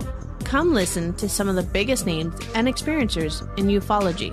Travis Walton, Paul Hellyer, Richard Dolan, Paula Harris, Grant Cameron, Randy Kramer, and Spaced Out Radio's own Dave Scott. Tickets are on sale now at aliencosmicexpo.com.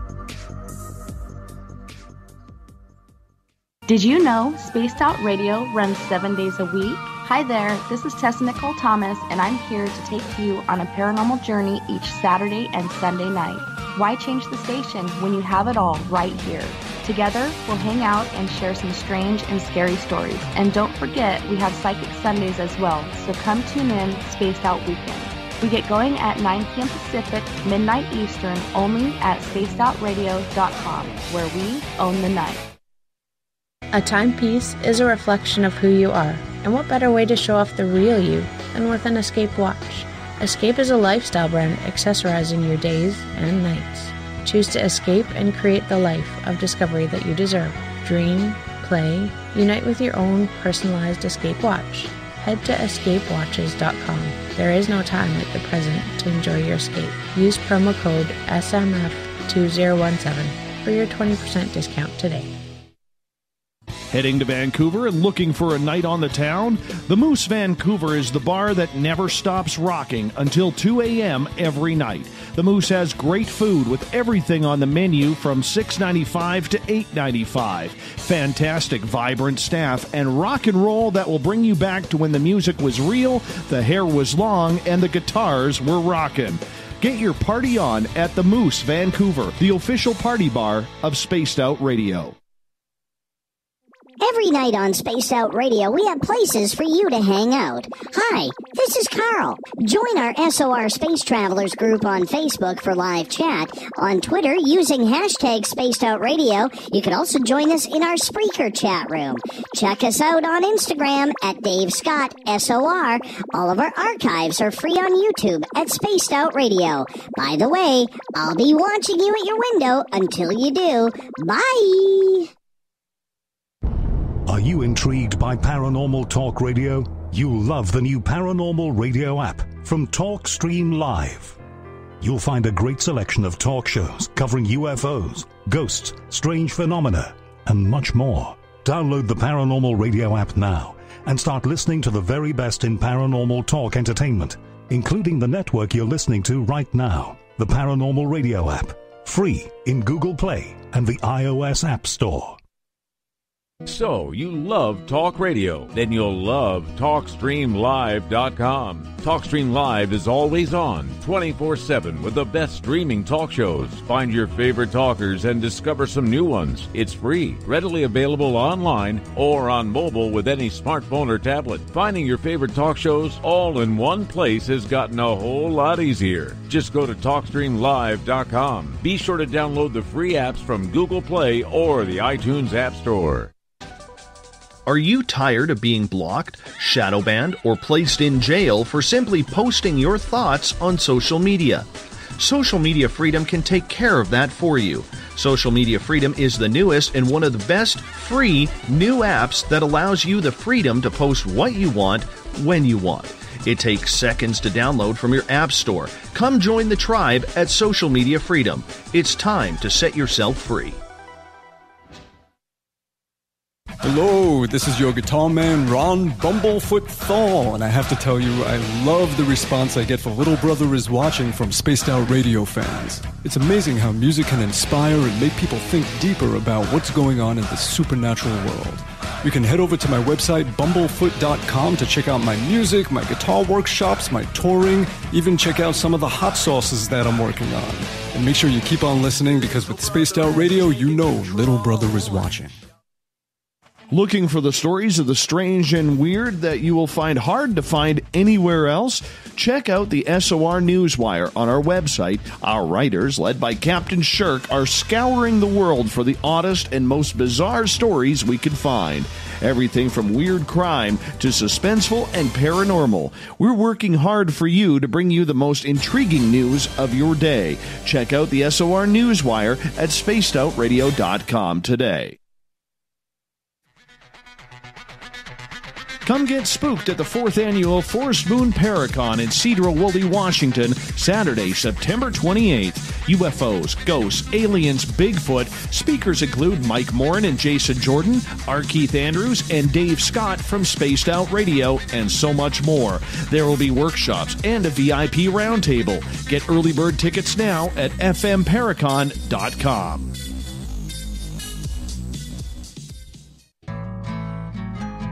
Looking for a place to advertise at a very reasonable cost?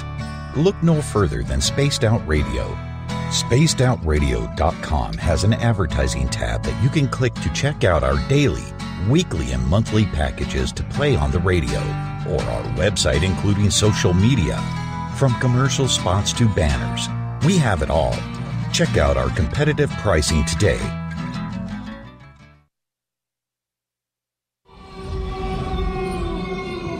Hey, this is Canadian Paranormal Investigator Mike Moore. The third Wednesday of every month, I'll be teaming up with Dave Scott to bring you Ghosts of the Great White North. Each month, we will bring on guests from across Canada to discuss their ghostly encounters. Canada is a paranormal hotbed with stories you've never heard, so we're going to bring them to you. So get comfy on your Chesterfield, grab a donut, and join us, eh?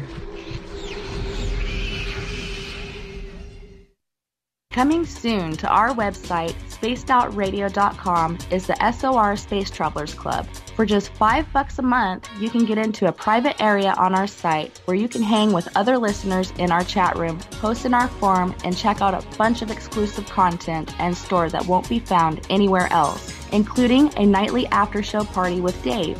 It's going to be the best $5 a month you're going to spend.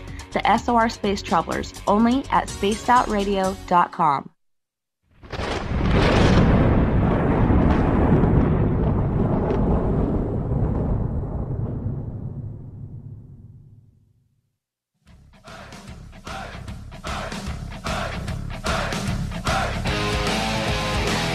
We pass the halfway point of Spaced Out Radio. Tonight, I am your host, Dave Scott, sitting in the captain's chair of SOR headquarters in the frozen Canadian tundra. Reminder to all of you, if you've missed part of this show or others, you can always go check out our free YouTube channel at Spaced Out Radio, where you can check out all of our archives for free. Once again, all I ask in return is hit that subscribe button. And, of course, our website currently under construction. The Gavinator is working on it. Stay tuned. It's going to look pretty darn good when it is done in the next few days. Tonight, we are talking Hollywood and UFOs. Bryce Zabel is our guest tonight. Former CNN correspondent, got into writing screenplays, director, producer. He's done pretty much everything in Hollywood, especially when it comes to UFOs. Bryce, welcome back to the show. Hey, it's a pleasure. I'm enjoying being on Spaced Out Radio. Well, we enjoy having you, my friend. And you know, the difference is you got a voice and a face for television. I just got stuck with that face for radio, man. Well, you know, I've done radio and TV, and I started in radio, and I love radio. I think radio is so much fun, and I enjoy shows like yours, and I think there's something really great about talking about these topics in what some people might call the middle of the night, depends on where you're listening, and it's fun, it's good, and as you point out, you don't have to have your hair done to be on radio. Oh, my hair is always done, my friend. I'm sure it is always done. Not making an attack on your hair, just sort of, it's a generic hair comment. Hey, question from Nick in the SOR Space Travelers on Facebook. And I got to say this, I got to give him a shout out. He actually sent me a beautiful drawing that he created of the S4 Bob Lazar sport model UFO. Great job on that, Nick. Sitting right beside me in the studio here. But he is asking, do you believe, Bryce, that Hollywood could be used for some sort of disclosure or a numbing to facts that may be considered paranormal or alternative? All right, let me think about that. So the question is, could Hollywood be used to sort of further the disclosure that we're in right now? Is that the essence of it? Or to soften the disclosure? Is that pretty much soften, I would assume. I don't think Hollywood's going to be used in any way in that regard. I think what's happening right now with the disclosure we're moving toward is it's the unstoppable force. Truth is an immovable object eventually over time, and Hollywood is best at reacting. So as disclosure moves forward, Hollywood reacts. Notably, the new program that's going to be on the History Channel about the ATIP stuff and beyond that, called Unidentified. I mean, let's face it, that's reacting to what was in the news. Hollywood's reactive. So when disclosure becomes more and more common, we'll be reacting to it. But revelations that are in the news certainly get people's attention. I mean, think about this bombshell today where the Pentagon had admitted that it's still investigating reports of UFOs, even though they've denied doing that for so many years. I mean, think about it. When Blue Book got closed down in '69, they said, we're getting out of the UFO business. And they routinely told people, well, don't ask us questions about UFOs because we don't investigate them. Well, now they admit that they do investigate them. And of course they do. It's of national security interest, if not a threat. I mean, there are things flying around that exceed our technology, and maybe you and I don't know exactly what they are, and maybe even the Pentagon doesn't know exactly what they are, but they have better pictures, I guarantee you, and they have some better theories than we might have. And we're going to get to them. Which now circle that back to the question. Hollywood will initially respond with things like Unidentified. I'm gambling that the appetite of the population will cause Hollywood to want to do a slightly different product when it comes to UFOs. Currently, I would say it's the anything goes thing, since many people don't believe in UFOs, but they believe in making money with an alien movie. They'll make a movie about anything, right? But as we begin to admit to ourselves that this stuff is real as it gets, then there's going to be an appetite from the viewing public to see stories that more directly relate to that, which is why I've chosen as the two films that I'm trying to bring to the public right now, Captured, which is about a true case, Betty and Barney Hill, and the Crash, which is about the investigation over Roswell. I think that's where the public interest is going to be in the next few years. Tell us some stories about what's really going on. That's what they're going to want to see.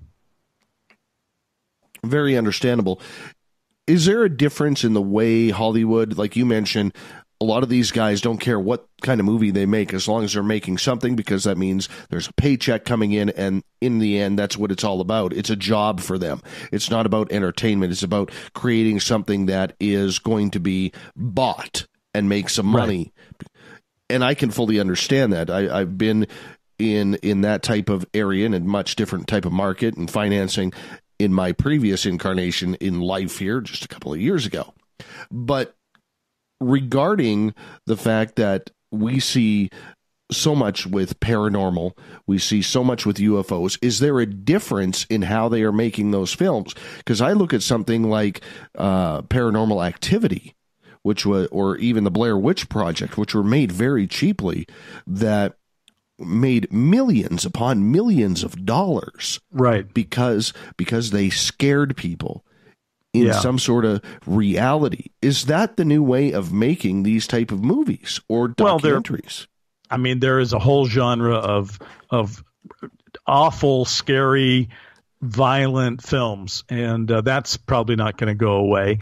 The fact that it sometimes includes UFO cultural references, that's always going to happen. But the one thing that I will say is there are increasingly creators and artists in Hollywood who get it, who understand that there is a reality to this UAP or UFO reality, and that they want to reflect that in their art. So, for example, my co-creator on Dark Skies, Brent Friedman, he and I, the reason we bonded and created Dark Skies is we both had some personal stories about this, and an abiding interest in in moving the ball forward and telling these real stories and trying to make a difference. And I've met as a lecturer at various conferences and all that, other people who also are interested because they know something. I mean, they've done their research. They've read a lot of books. They've talked to people, and they want to do good work. So I think overall, the trend is good. I think the trend is going to, even though there'll always be some of those projects where you just go, what were they thinking when they did that? There are also going to be increasing projects where you say, wow, that really had the ring of truth to it. And hopefully there'll be more of those, and hopefully a few of them might even be mine. What happens if disclosure comes through with Hollywood movies regarding UFOs? How do they change? Are there people already talking about it, much like yourself? Well, I think that, I think the way that they're going to change is a higher premium on true stories being adapted. That has not been the case in alien films, if you think about it. It's more high concept. It's like, hey, the aliens show up and blow up the White House. Hey, an alien hunter shows up. They're not grounded in true stories. Whereas if you look at a lot of other Hollywood product, every other film seems to be based on a true story, right? So I think the future of this topic in Hollywood is that an increasing number of Hollywood films and television series that deal with this topic will be based on something true. As an example, the project I'm working on right now that really makes me happy to be working on it because it's so interesting is my Dark Skies partner, Brent Friedman, and I have been we've spent almost the last 2 years trying to develop the book I wrote with Richard Dolan, AD After Disclosure, into a television series. We're just about done. We're just about ready to take it out into the market. And I haven't been this excited about something in television since we did Dark Skies. And part of the reason I'm excited about it is that while it is clearly a piece of fiction and it clearly is a storyline that we've made up, we have made it up with respect for the reality of the phenomenon. And I think that will make it stand out as being somewhat unusual. So, yeah, I think there's and the fact that we're doing that, I'm happy about that. And we're not alone. I'm sure there are other people doing it as well. Bryce Zabel is our guest tonight on Spaced Out Radio. Disclosure. If we want to get into that, you wrote a book with Richard Dolan, AD After Disclosure. Why do you think there's a big push right now for it? Why do we have to have disclosure? Is it curiosity? Is it moving mankind forward? Is it selfishness? What's your opinion on that? Yeah, your question that you started with is why now, which is a really good question. I just want to again point out the book can be found at whatifufos.com. And what I'm really interested in is that the very issues that Richard Dolan and I were trying to grapple with when we wrote that book seem to all be coming to fruition right now. Now, why now? Well, first of all, people have been hoping for and pushing for disclosure from the beginning. If you go back to the 1950s, Donald Kehoe's books, he kept talking about the silence group and how this cover-up couldn't last. And, he thought it was just about over. If you talk to people like Stephen Bassett of I think it's the Paradigm Research Group, yes. He's a lobbyist for disclosure.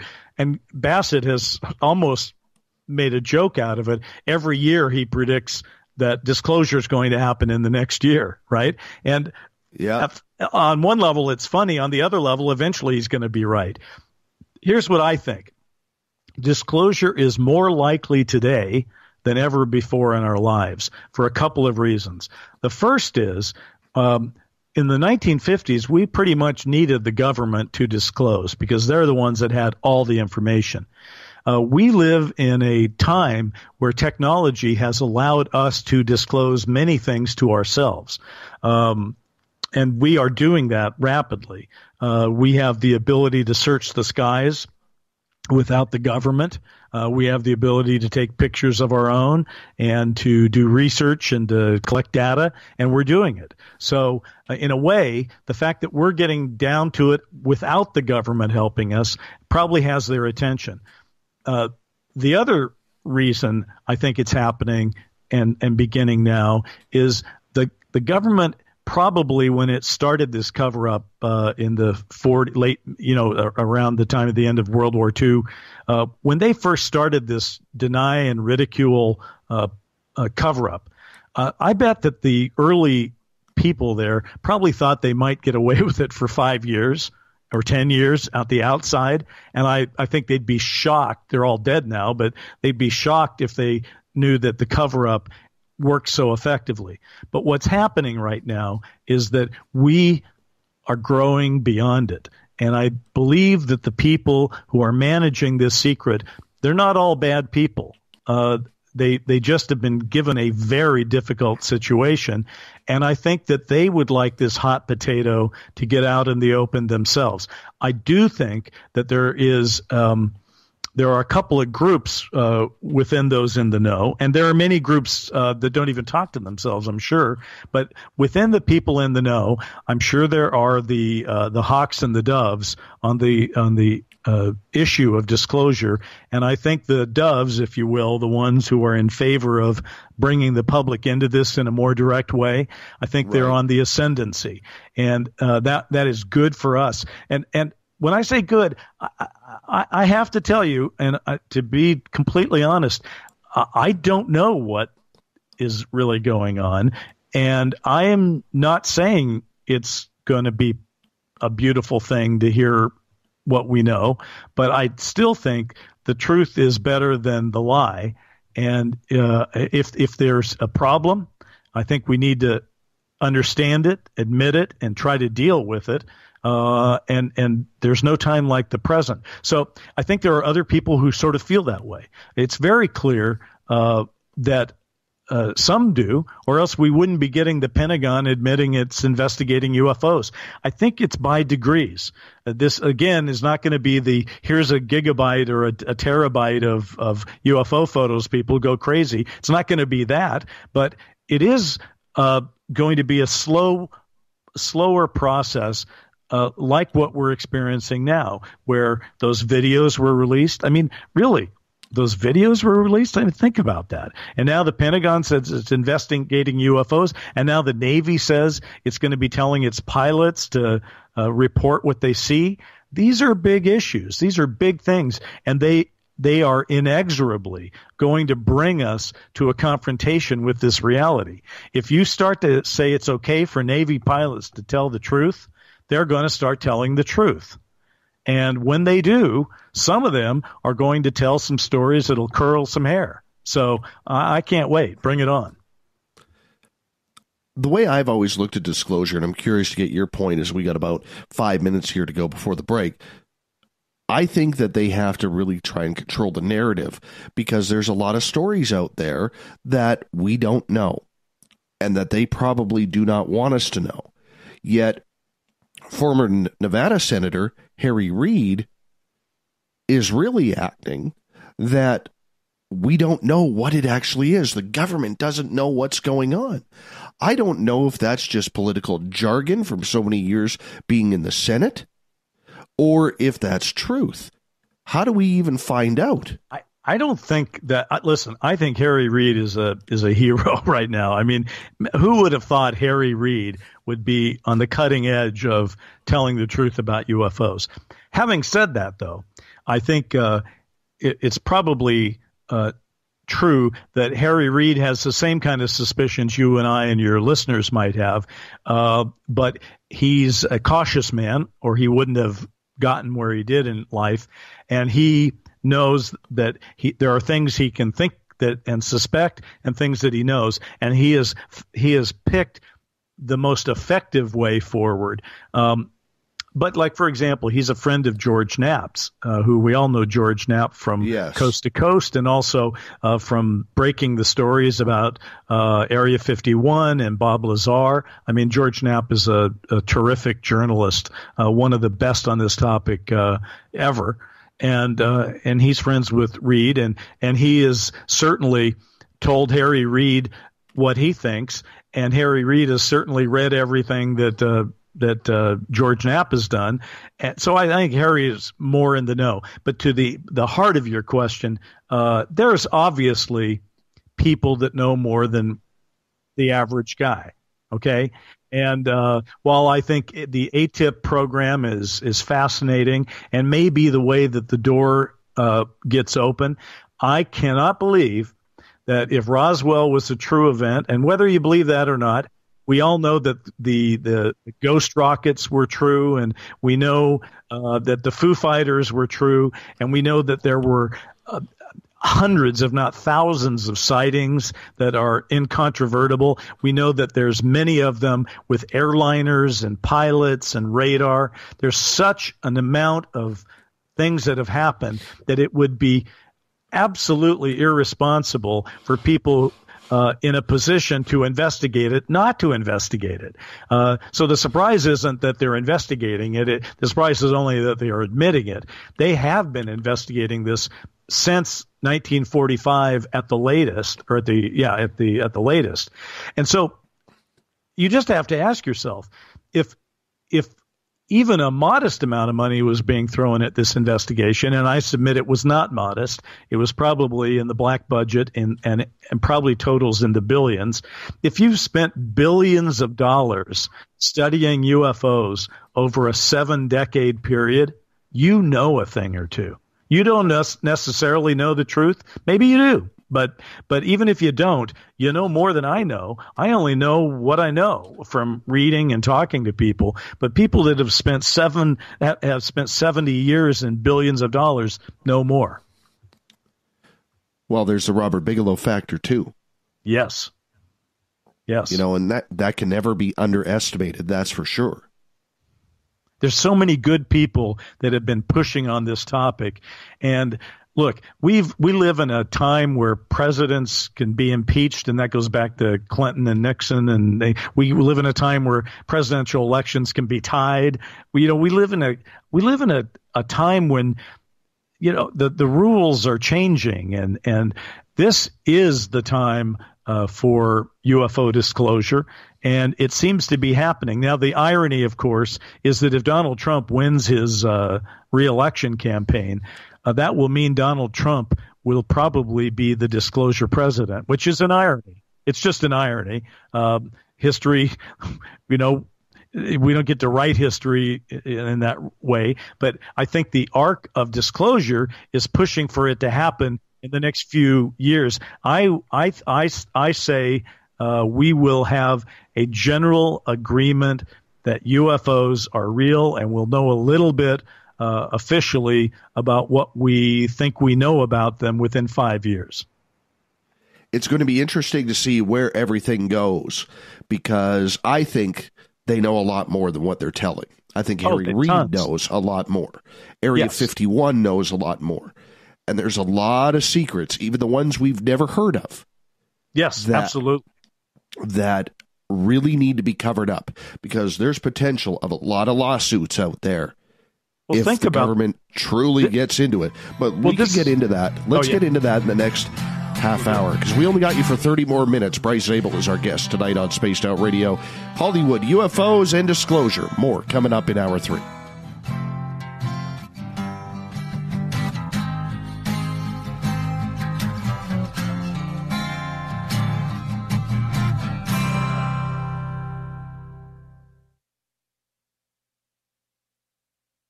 At spacedoutradio.com, we have a little bit of everything for you to stay up late.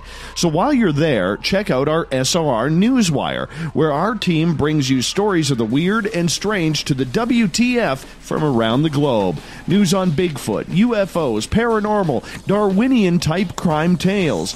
It's the stories that the mainstream media usually won't touch. Well, we got them all on the SOR Newswire, only at spacedoutradio.com. Come hang out with Spaced Out Radio, where we own the night. This is Carl. You can follow Dave on Twitter at Spaced Out Radio, and during the show, use the hashtag Spaced Out Radio to chat with us live. On Instagram, at Dave Scott SOR. On Facebook, give our page a like, Spaced Out Radio Show. SOR archives are free on YouTube at Spaced Out Radio. Come join us, or I will come join you. See you at your window.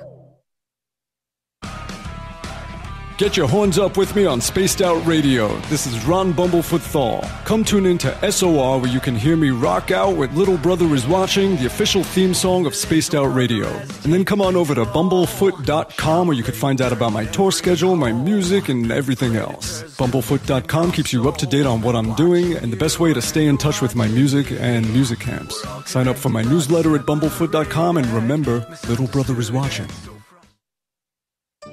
Find your escape where time has no limits. It's about living today and cherishing the heritage of yesterday. A spirit of adventure for what is new, with the nostalgia of the past. Your timepiece is a reflection of who you are. Life surrounded by beauty from the world around us to the soul within. EscapeWatches.com. There is no time like the present to enjoy your escape. Use promo code SMF2017 for your 20% discount today. The Call of the Wild is in Vancouver. The Moose Vancouver is one of the hottest bars and restaurants in the city. Open until 2 a.m. nightly, the Moose will rock you like a hurricane all night long. Great food with everything on the menu at $6.95 near the corner of Nelson and Granville. Get your horns up and come rock with us. The Moose Vancouver, the official rocking bar of Spaced Out Radio.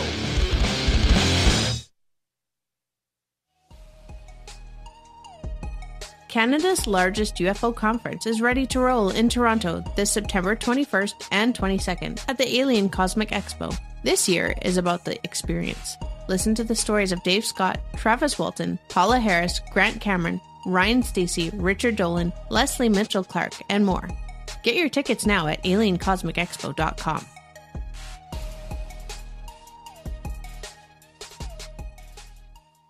Visit purpleplates.com today. For over 40 years, the Purple Energy Plates have been delivering amazing results for their many customers.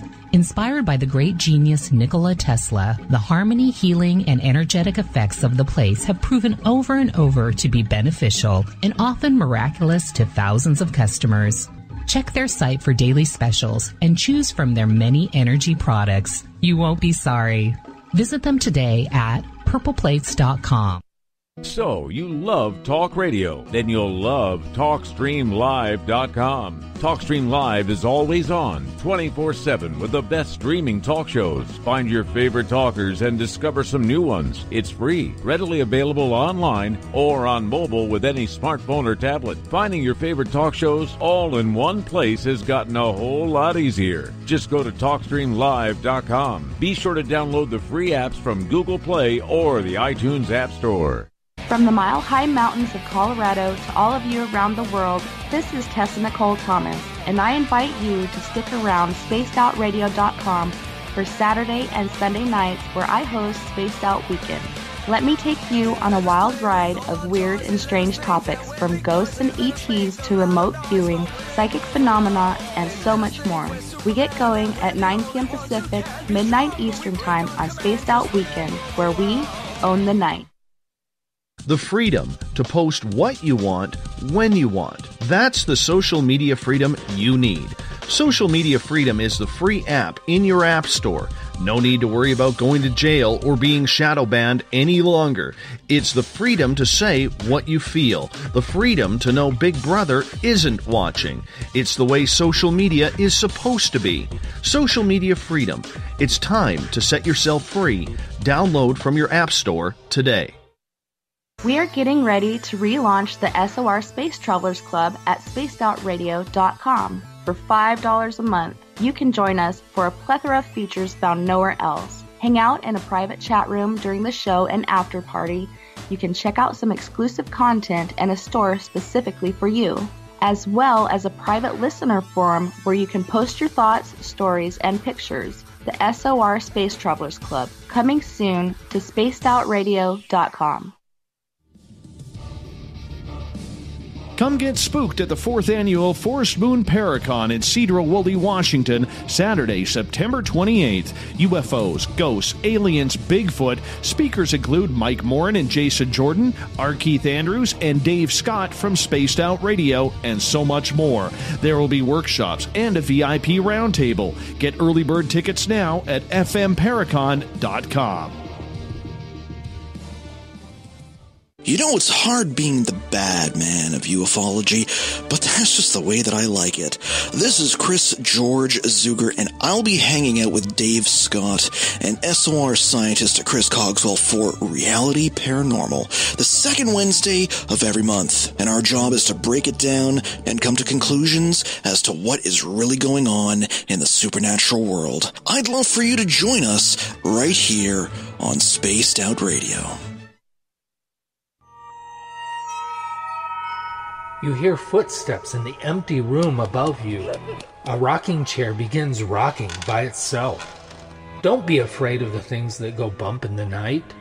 Reach for Spirit Storybox, the iPhone app the Huffington Post UK called the only ghost hunting app you will ever need. Spirit Storybox. The spirits are telling their stories. Are you listening? Are you intrigued by Paranormal Talk Radio? You'll love the new Paranormal Radio app from TalkStream Live.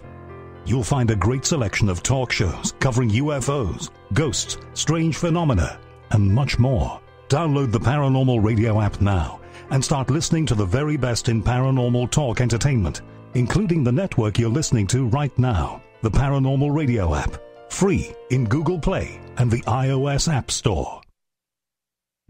On the first Tuesday of every month, I encourage you to come along for a journey with me, Geraldine Orozco, on The Spiritual You. Together, we will take a look at how to access the highest expression of yourself and change your life. Consciousness, ET contact, health, and wellness, we can talk about it all. So come along for a spiritual ride with me, Geraldine Orozco, on The Spiritual You, only on Spaced Out Radio.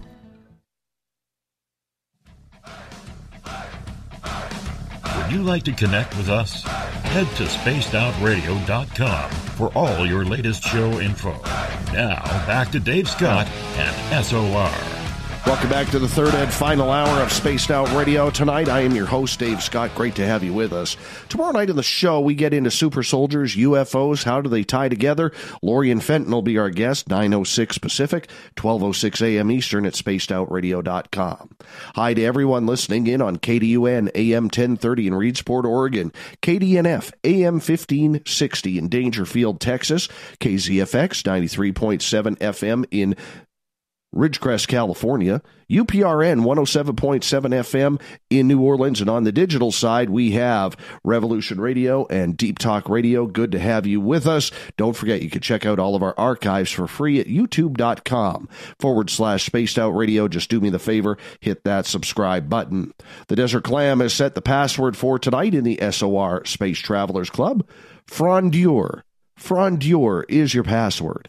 Make sure you use it wisely, Space Travelers, as the Clam sets password each and every night right here on the mighty SOR.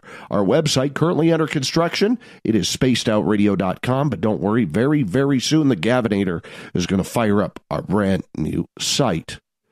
For the final time tonight, we introduce our guest, Bryce Zabel, Hollywood and UFOs. We've been talking disclosure here with him as we start to bring things back up, and seems like Skype just dropped him.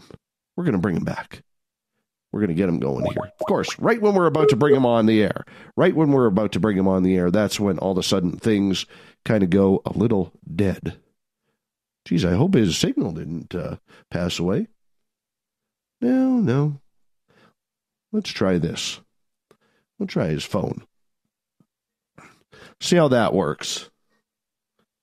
You never know. Now, what would really suck is if he turned his ringer off. Hey, how you doing? It looks like Skype seems to be giving us a little bit of issues, so I had to switch over to your cell phone. Okay. The Skype just went away in the middle of a sentence. Yeah, weird. Very weird. Sometimes that happens, but that's usually a Skype issue. But we're on the air again, and we've introduced you. Okay, great. Yeah. So in regards to disclosure. Are we back on the air? Is that what you're saying? Yes, we are. Okay, great. Well, I'll tell you something. I guess it's just one of those things that happen when you talk about UFOs. But, we're working our way around it, and thanks for calling back. What I was surprised at is how fast this time goes. Now, maybe your audience feels differently, but for me, it feels like it's gone very, very fast. Well, I did forewarn you about that. Yeah, totally. It's fun to talk about all this stuff, though. It's really great. One of the things I was just thinking when the Skype went out on us is, there's one of the things that I have always thought about this is it's not just the UFO phenomenon, it's the phenomenon, right? There's something going on, and it doesn't necessarily have only UFOs in it. So, for example, there was a physicist at the turn of the century, I think J.S. Haldane, and he said, the universe is not only stranger than we imagine, it is stranger than we can imagine. And probably one of the reasons why disclosure has been slow coming is that even those who have studied it haven't entirely got it figured out. It's probably stranger than they can imagine. And, we continually have things happen that I guess you could go back to John Keel and some of his work and Jacques Vallée, who have really shown that ufology or UFOs may be only a part of the larger phenomenon. I think that's one of the really interesting things that we're going to be thinking about in the years to come.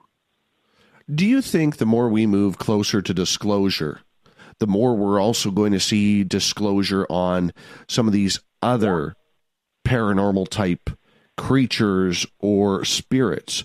Because there's a lot of people out there, and I'm sure you and Richard Dolan have talked about this, that there's a lot of people out there who believe there is a tie in between absolutely everything.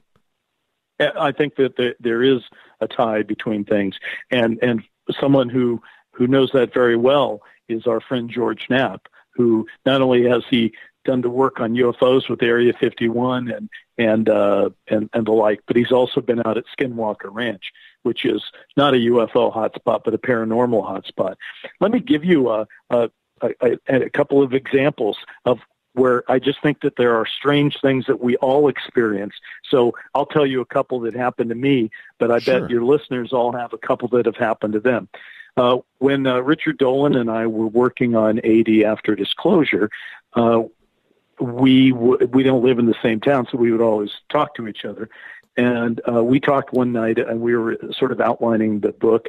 And I had we had a document that we were working on, and we talked that night, and we were talking about the power of three.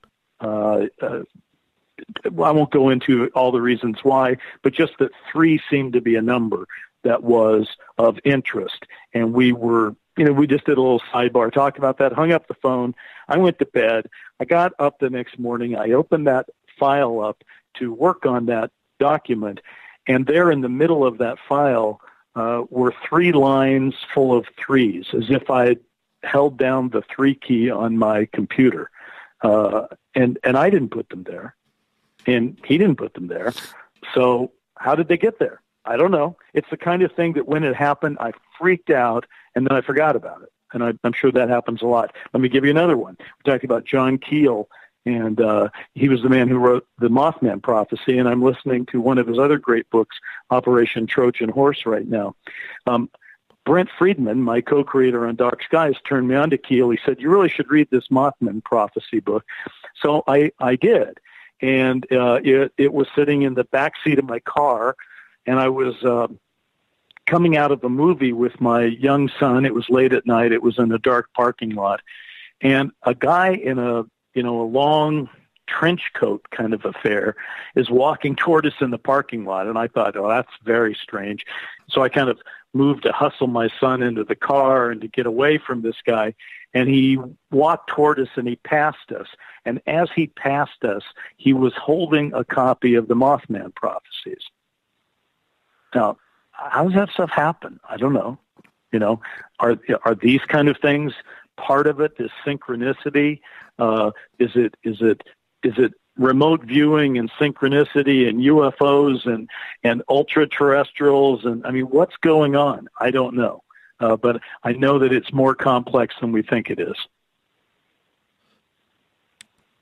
I would love to see some more Hollywood action around Bigfoot. I really would. Bigfoot's probably real. I mean, but I haven't studied it. I don't really know, although being from the Pacific Northwest, I believe there was a famous Bigfoot photo taken there back in the 50s or 60s. But I don't know. I mean, do you think Bigfoot is a real deal? Me, personally, yes. Yeah.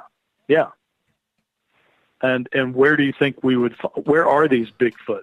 Big feet. Well, where are they? I definitely know they're here in British Columbia. That's for sure. Interesting. Well, I mean, so I guess the wind up to all this is we're about to. We may not have all the answers, and clearly we don't. But it is time for us to start asking more direct questions about it, and for all of us to work together to try to find the answers. Our very existence may depend upon it. I mean, look, we've got the planet wired up for nuclear bombs like never before. We've got, and it's a dangerous place, and we've got environmental degradation looking us in the face, and an extinction event that's ongoing right now. I mean, these are tough times that we live in. And I don't think when you're facing extinction-level events that you really can afford to be keeping secrets of this magnitude. It's time to lay it all out on the table and just sort of see what chips are out there and let them fall. Bryce Zabel is our guest tonight on Spaced Out Radio.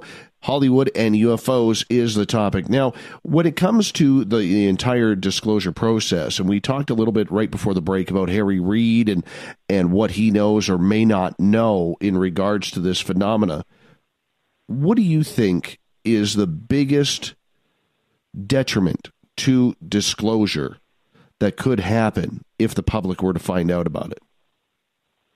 Well, it's very interesting. In other words, what's the argument for secrecy?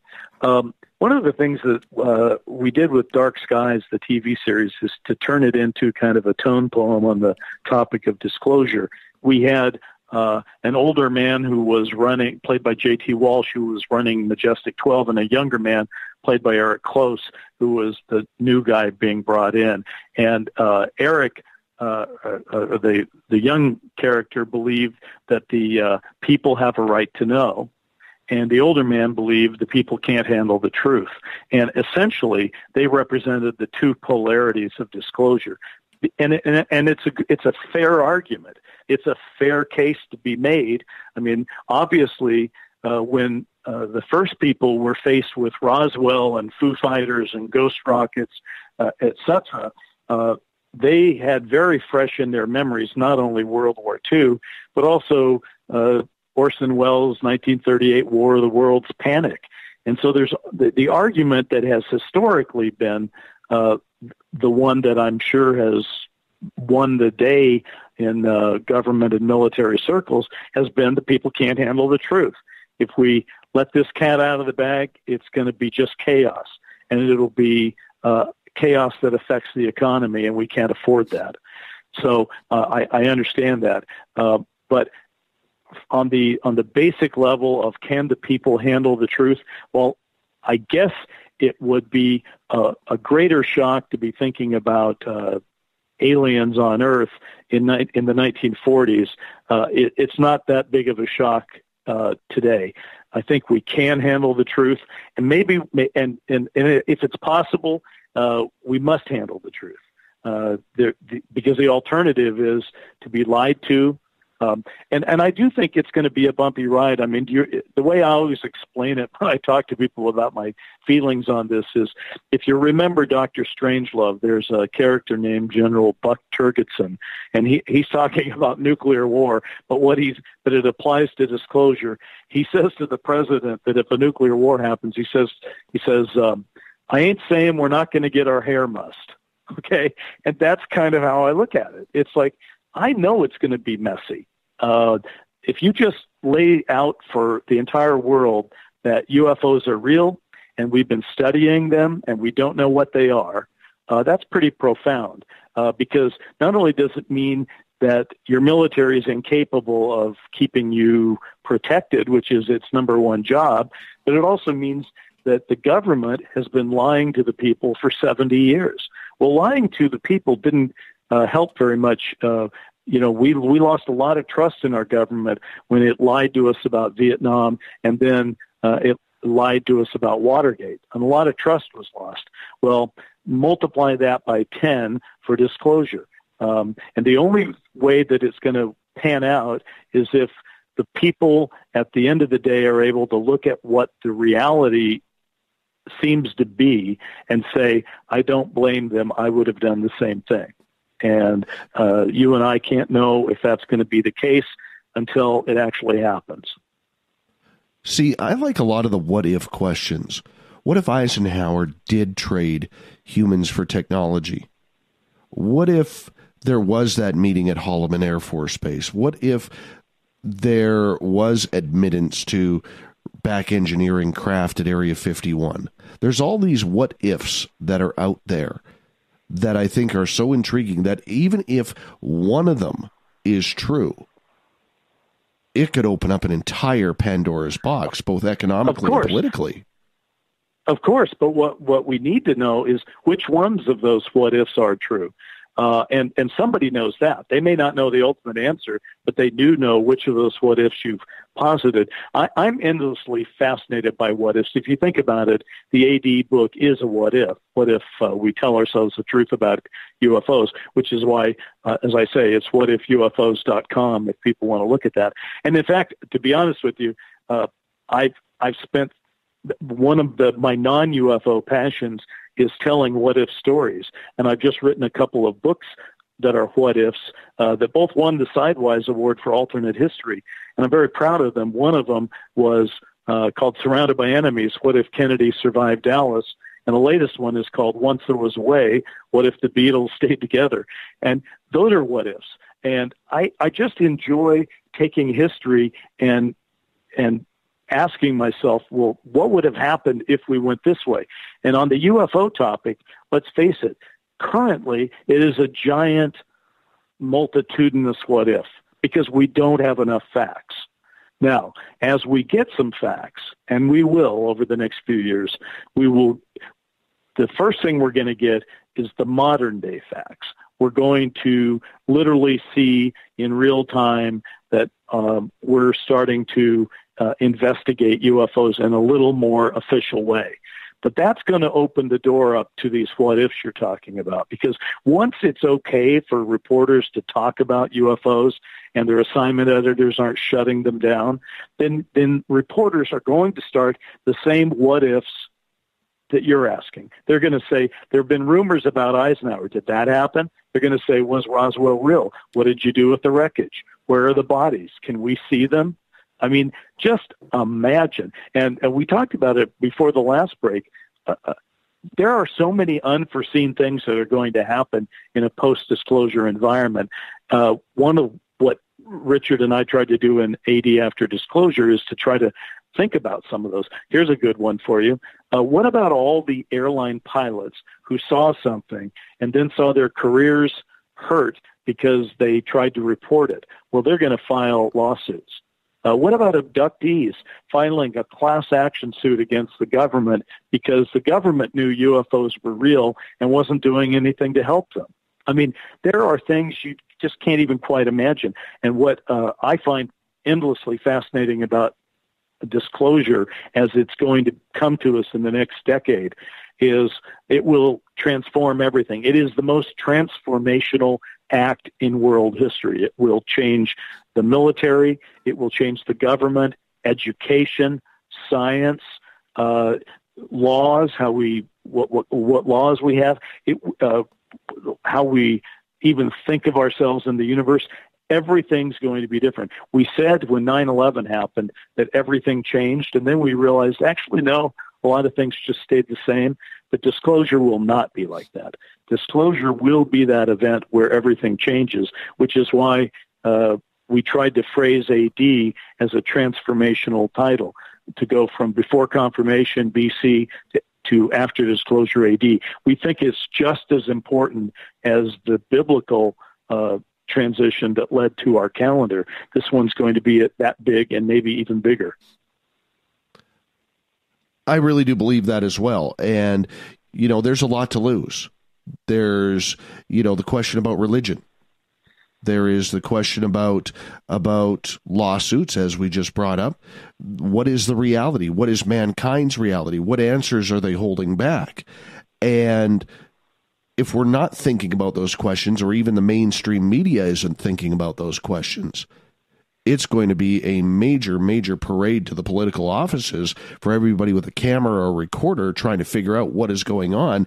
And I think that between the media dropping the ball on this for decades, along with politicians naively playing up to people, even though they may be in the know, a la Harry Reid, this is not a pretty sight for the way they are going. And the only way they have to do it is to try and control the entire media narrative on it.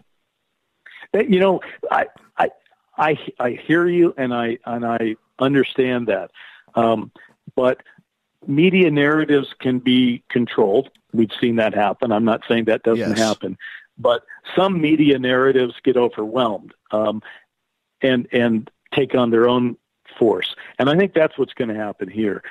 It is true that the narrative has been controlled. You're totally right. I mean, obviously there's been suppression of this story for 7 decades plus. So I can't deny that's happened. What I can say, though, is when we flip over from BC to AD, what's going to happen then is so profound and transformative that we will just have to deal with it. It's all going to come out at once. So if you're like a Fox News or CNN or MSNBC cable news watcher where you can watch it 24/7, you are going to see this storyline processed in front of your very eyes. You're going to see everybody at work talking about it.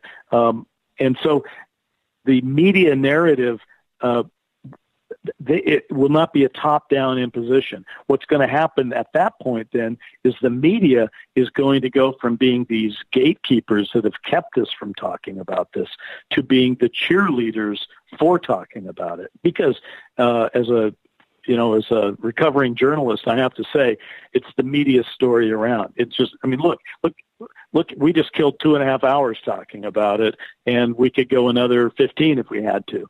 That's how interesting the topic is and how much there is to talk about it. So once it's okay for journalists to talk about it, the dam will break. And at that point, a media narrative will be a thing of the past, or at least it won't be imposed on us. It'll just be what it is. That's my take anyway. Bryce Zabel, we have about 90 seconds left with you tonight, and I want to say thank you so much for coming on Spaced Out Radio. I apologize about the cold that I've been battling all night, but, we got to do this again. We got to have a lot more fun because this 2.5 hours just went way, way too fast. Do me a favor. Allow our audience the opportunity to know where they can meet up with you, where they can read your work, and everything along those lines. Well, the first thing, if you're interested in UFOs, I would say come to my Twitter feed, which is @HollywoodUFOs, because that's a good one. If you're interested in reading AD, that's at whatifufos.com. If you'd like any of my other books, it's whatifbeatles.com and whatifjfk.com. And then I do have a presence on Facebook on a couple of pages. You can just go to Facebook and check that out. In general, I just want to say thank you, Dave, for the opportunity to be on your show, and to your audience, I want to say thank you for staying up with us and listening. And I know that the things that I've said have caused people to think. Often they have different points of view. Your different point of view is certainly welcome to me. If you want to express yourself, come to @HollywoodUFOs on Twitter and lay it on me. I'd love to hear it. Absolutely, my friend, and good luck with what you are doing with your projects that you have going on. We really appreciate it. You got to keep us up to date with what's going on, because when they're released, we definitely want to make sure you're getting the publicity for it as well. You got it. And listen, I hope you feel better soon. It's a drag to feel like you're feeling and be on the air, but you know, I hardly noticed it, and I thank you for hanging in with me. No problem, my friend. You hold on. Everybody else, we got the Thought of the Dave and the SOR Newswire coming up right after the break, so stay tuned. We got another 30 minutes to go on Spaced Out Radio.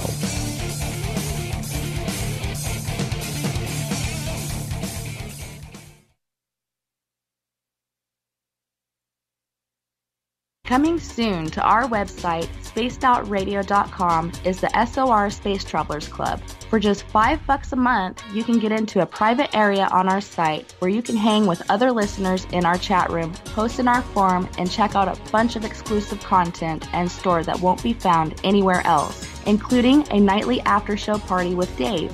It's going to be the best $5 a month you're going to spend.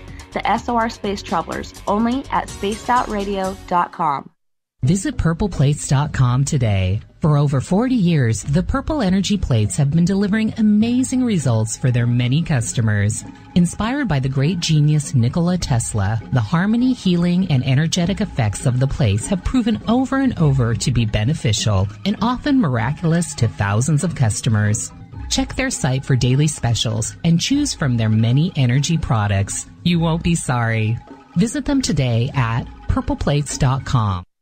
Hello, this is your guitar man, Ron Bumblefoot Thor, and I have to tell you, I love the response I get for Little Brother is Watching from Spaced Out Radio fans. It's amazing how music can inspire and make people think deeper about what's going on in the supernatural world. You can head over to my website, bumblefoot.com, to check out my music, my guitar workshops, my touring, even check out some of the hot sauces that I'm working on.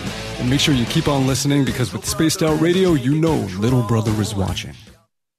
So, you love talk radio? Then you'll love TalkStreamLive.com. TalkStream Live is always on, 24/7, with the best streaming talk shows. Find your favorite talkers and discover some new ones. It's free, readily available online or on mobile with any smartphone or tablet. Finding your favorite talk shows all in one place has gotten a whole lot easier. Just go to TalkStreamLive.com. Be sure to download the free apps from Google Play or the iTunes App Store. Come get spooked at the 4th Annual Forest Moon Paracon in Cedar-Woolley, Washington, Saturday, September 28th. UFOs, ghosts, aliens, Bigfoot. Speakers include Mike Morin and Jason Jordan, R. Keith Andrews, and Dave Scott from Spaced Out Radio, and so much more.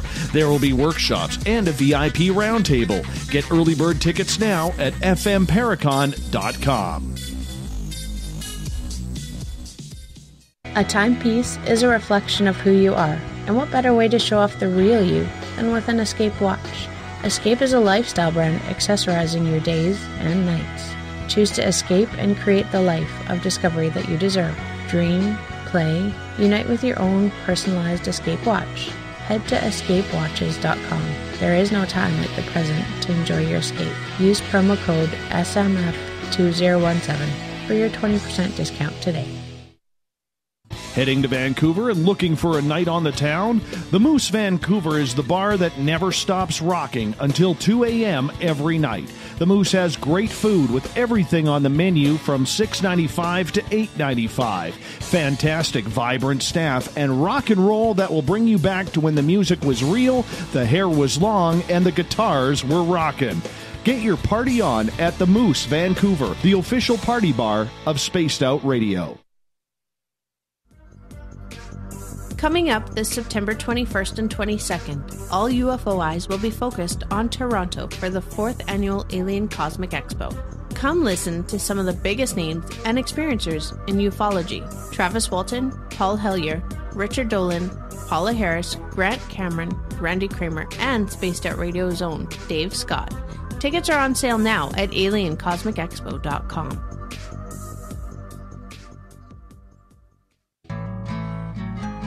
Looking for a place to advertise at a very reasonable cost? Look no further than Spaced Out Radio. SpacedOutRadio.com has an advertising tab that you can click to check out our daily, weekly, and monthly packages to play on the radio, or our website including social media. From commercial spots to banners, We have it all. Check out our competitive pricing today. The freedom to post what you want, when you want. That's the social media freedom you need. Social Media Freedom is the free app in your app store. No need to worry about going to jail or being shadow banned any longer. It's the freedom to say what you feel. The freedom to know Big Brother isn't watching. It's the way social media is supposed to be. Social Media Freedom.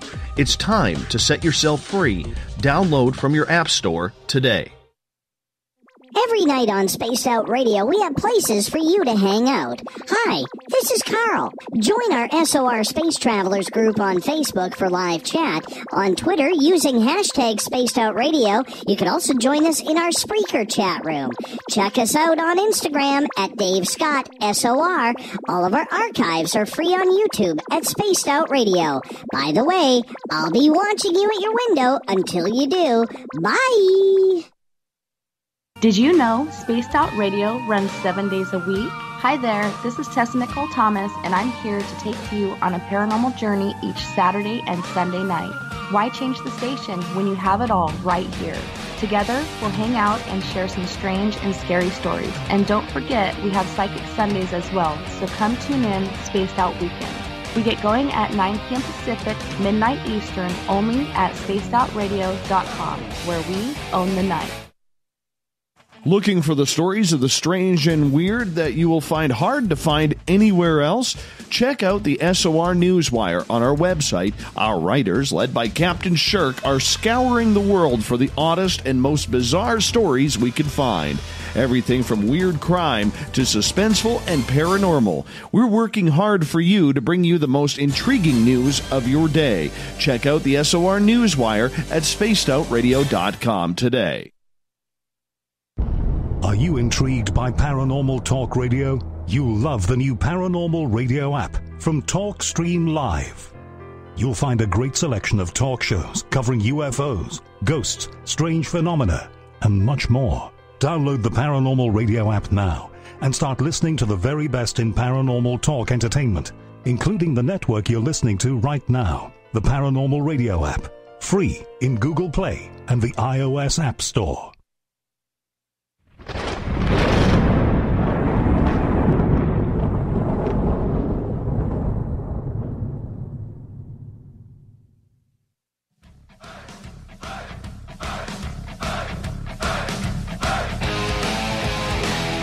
We've rounded third. We're heading for home tonight on Spaced Out Radio. I am your host, Dave Scott, sitting in the captain's chair of SOR headquarters. Good to have you with us.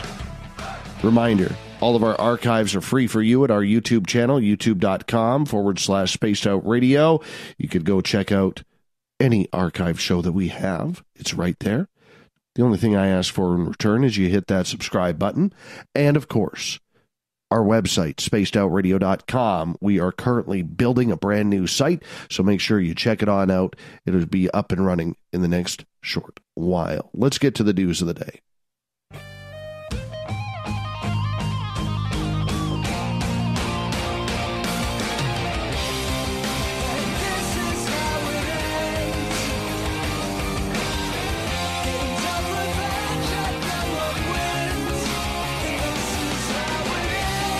The news is always changing, which is why we bring you the SOR Newswire at the back end of every show. Captain Shirk goes scouring the world for the weird, the strange, the WTF stories of the day.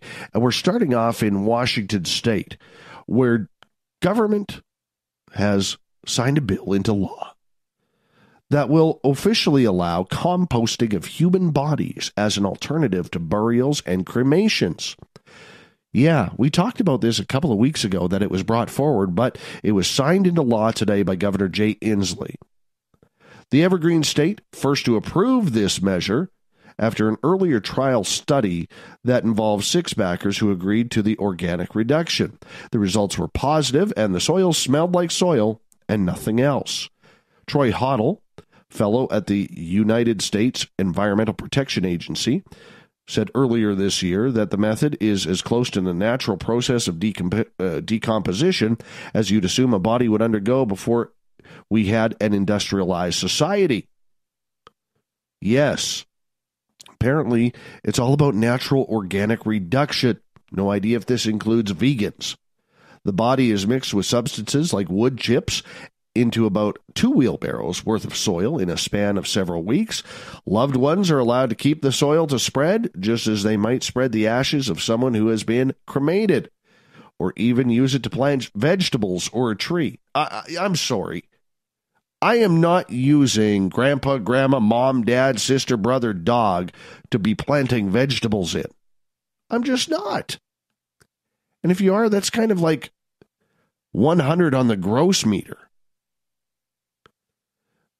So, of course, we got to make this sound very, very politically correct.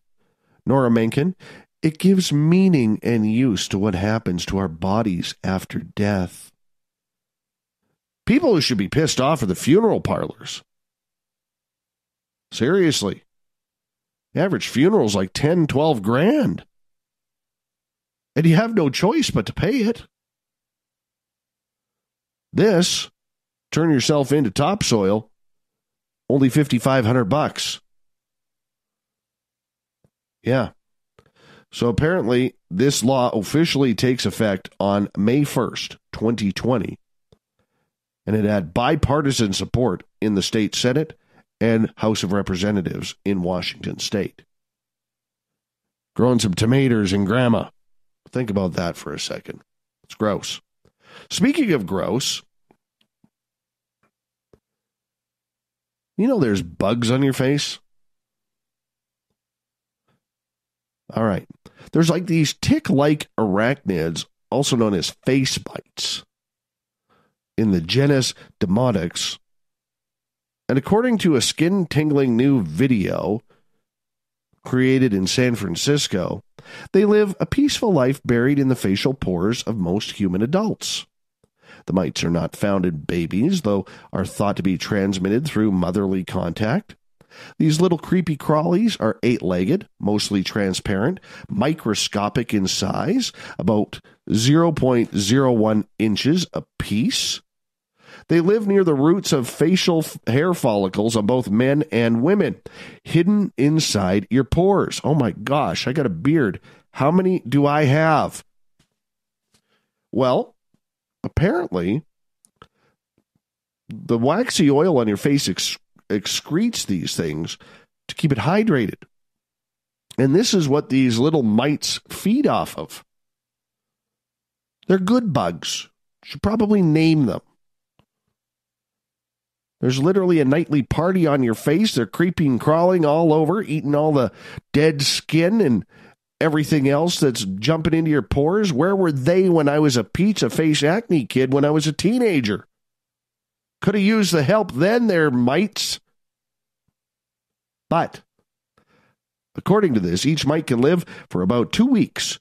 These mites pose no threats to humans unless they amass in truly huge numbers, sometimes leading to a disease called demodicosis or demodectic mange.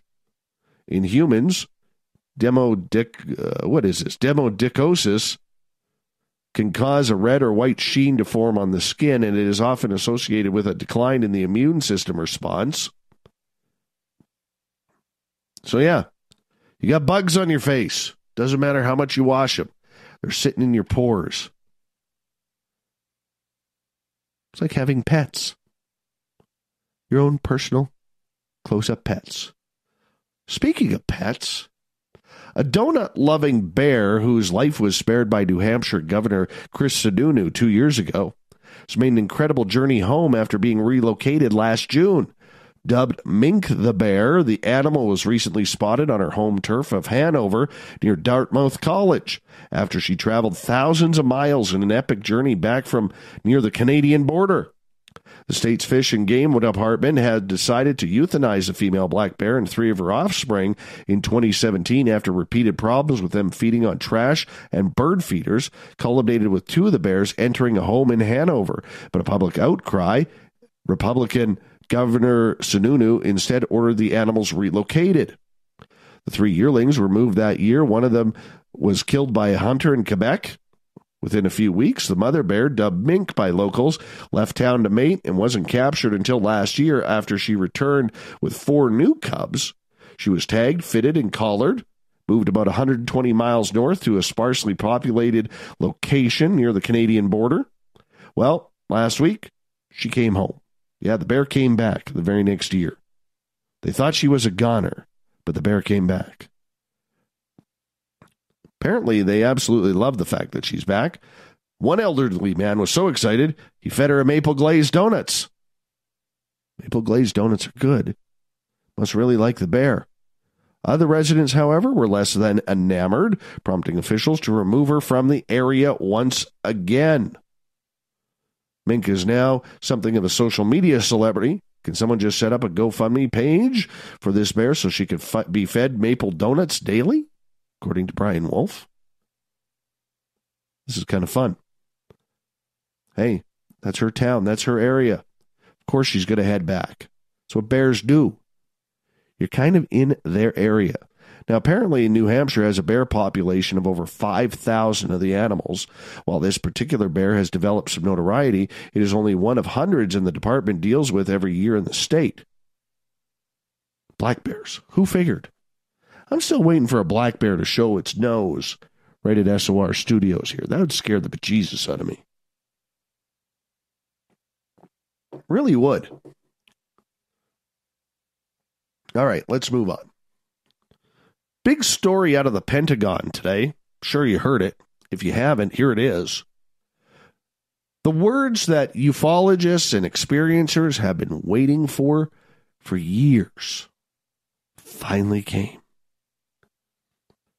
The Pentagon actually used the word unidentified area phenomena and admitted that they still investigate reports. Go figure. After years of telling us, oh, we don't believe in that crap. You guys are lunatics. No, they've been doing it. In a statement provided exclusively to the Washington Post, a Department of Defense spokesman said a secret government initiative called the Advanced Aerospace Threat Identification Program did pursue research and investigation into unidentified aerial phenomena.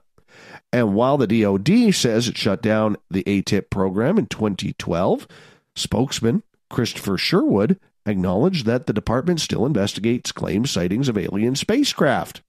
Sherwood went on to say the Department of Defense is always concerned about maintaining positive identification of all aircraft in our operating environment, as well as identifying any foreign capability that may be a threat to the homeland. Goes on to say the department will continue to investigate through normal procedures reports of unidentified aircraft encountered by U.S. military aviators in order to ensure defense of the homeland and protection against strategic surprise by our nation's adversaries. Now, people like Nick Pope, who ran this type of program in the United Kingdom, called it a bombshell revelation. Now, he went on to say previous official statements were ambiguous and left the door open to the possibility that ATIP was simply concerned with the next generation aviation threats from aircraft, missiles, and drones. This new admission makes it clear that they really did study what the public would call UFOs. Interesting, eh? We're getting somewhere. Now, for a lot of you, you'll probably sit there and say, what's the big deal? They've been doing it since Roswell, maybe a little bit longer. What's the big deal? Why do we need to know about this now? It's because they finally admitted out of the Pentagon that they have been doing it. After years of telling people that it wasn't happening. They wouldn't waste money or time on such nonsense. Well, today they have. So there you go. Let's talk Bigfoot. Apparently, if you live in one of these 8 states, you have the best chance in the United States on seeing the legendary Bigfoot. This is according to never-before-released data by the Bigfoot Field Researchers Organization. Perhaps, maybe you'll even get a glimpse. Keep your eyes open. You never know where it's going to happen. Combination of terrifying eyewitness accounts, recently uncovered anthropological evidence, and a possible government cover-up of Bigfoot being held in captivity prove that we still have a lot to learn about this mysterious creature, Travel Channel wrote earlier this year. These new findings lead to a hunt for the legendary primate using the cutting-edge science available. So, what are these states? Well, Washington State topped the list with 2,032 sightings and counting. World's most active region are the Blue Mountains and Okanagan County. That's over by British Columbia. Been through there. Nice area, very mountainous. California is next with 1,697 sightings. Of course, the most famous being the Patterson-Gimlin film back in the 60s, as well as the Jerry Crew sighting, which gave the legendary creature its name. Then you got to head east. I thought Oregon would be in there, right near the top, but it's not. Pennsylvania is next with 1,340 sightings. Then Michigan with 1,131. Rounding out the top 8, New York with 1,068 sightings. Ohio, 1,024 sightings. Oregon, 1,009 sightings. Texas with 806. Now, New York Town last year named Bigfoot as its official animal, apparently overlooking the small detail that many of its inhabitants have never seen the mythical creature. Why use the word mythical? We don't know. Now, in Panola County in Texas, witnesses claim that this one dude was hog hunting. He watched a Sasquatch leap out of the woods, grabbing one of the hogs. The reports state that the Bigfoot was making loud whooping noises, which were met with more howls from somewhere off in the distance. Before walking back in the woods, the creature stared directly at the hunter and growled. We've mentioned that story on the show. Oh, by the way, honorable mention goes to Utah and North Carolina. Still no word if Jack Blink's beef jerky was messing with this site and this story. All right, we got one more. Down in St. Petersburg, Florida, crashing a wedding could go two ways. You could have a great time, some free drinks, leave without anybody noticing you were there, or you join the bride and groom during their first dance and get arrested. That's what happened to Mark Saunderson, 37 years old. Invited himself to a wedding reception at the Grand Plaza Hotel on St. Pete Beach this past Monday. Well, he actually had the gall to cut into the bride and groom's first dance. He was then confronted by staff and security, escaped to the 11th floor of the hotel, continued to elude staff till the police finally got him. Let's get to the thought of the day.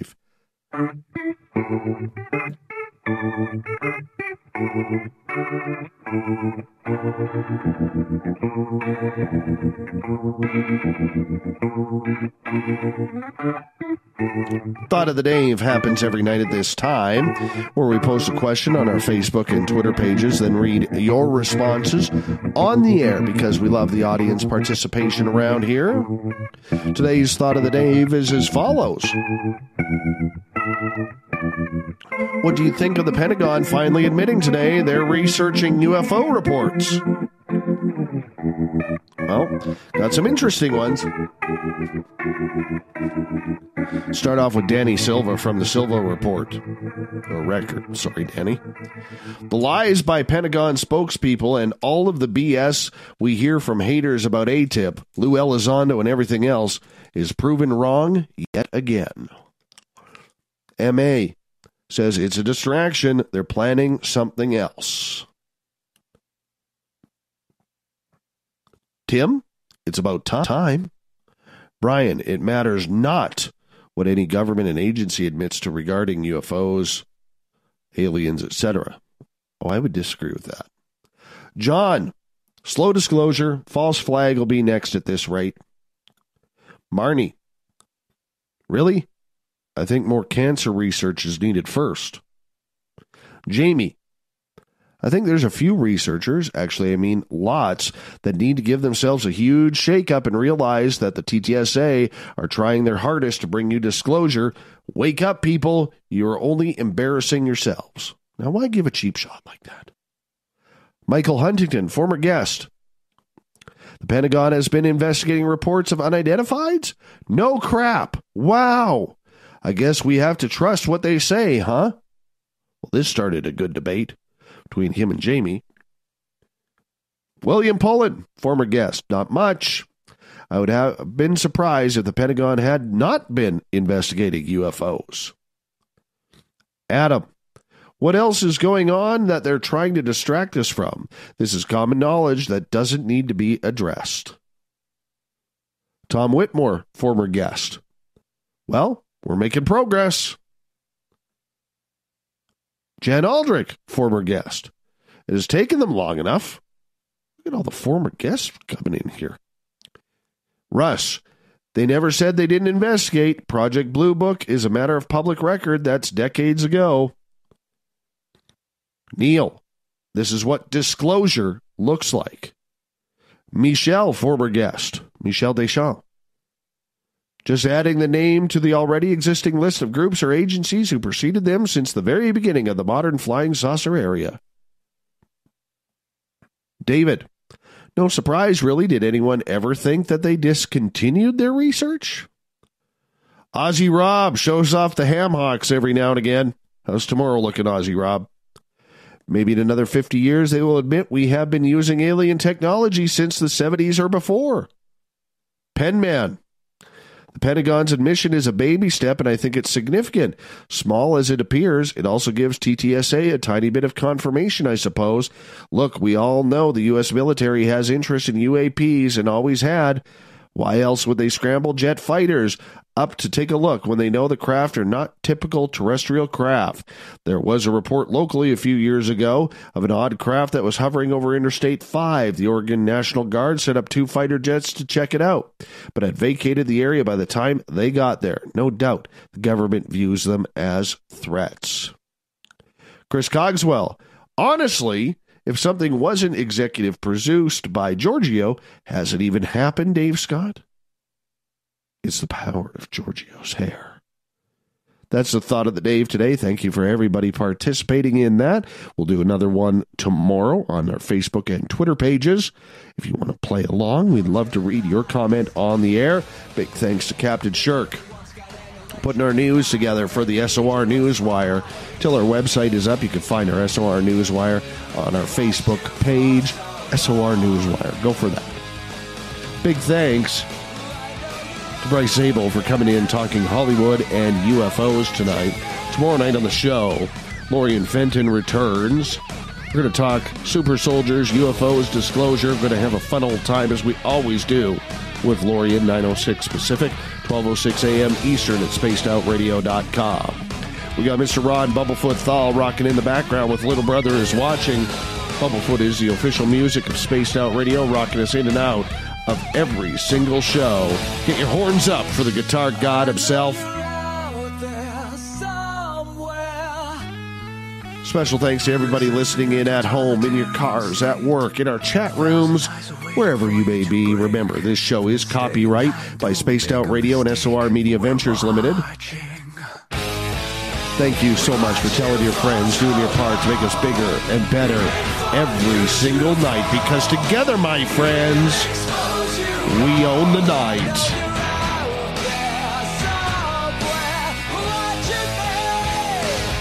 I'll talk to you 21 hours from now. Mr. Bumblefoot, we need a favor. We need you to take us home. Good night.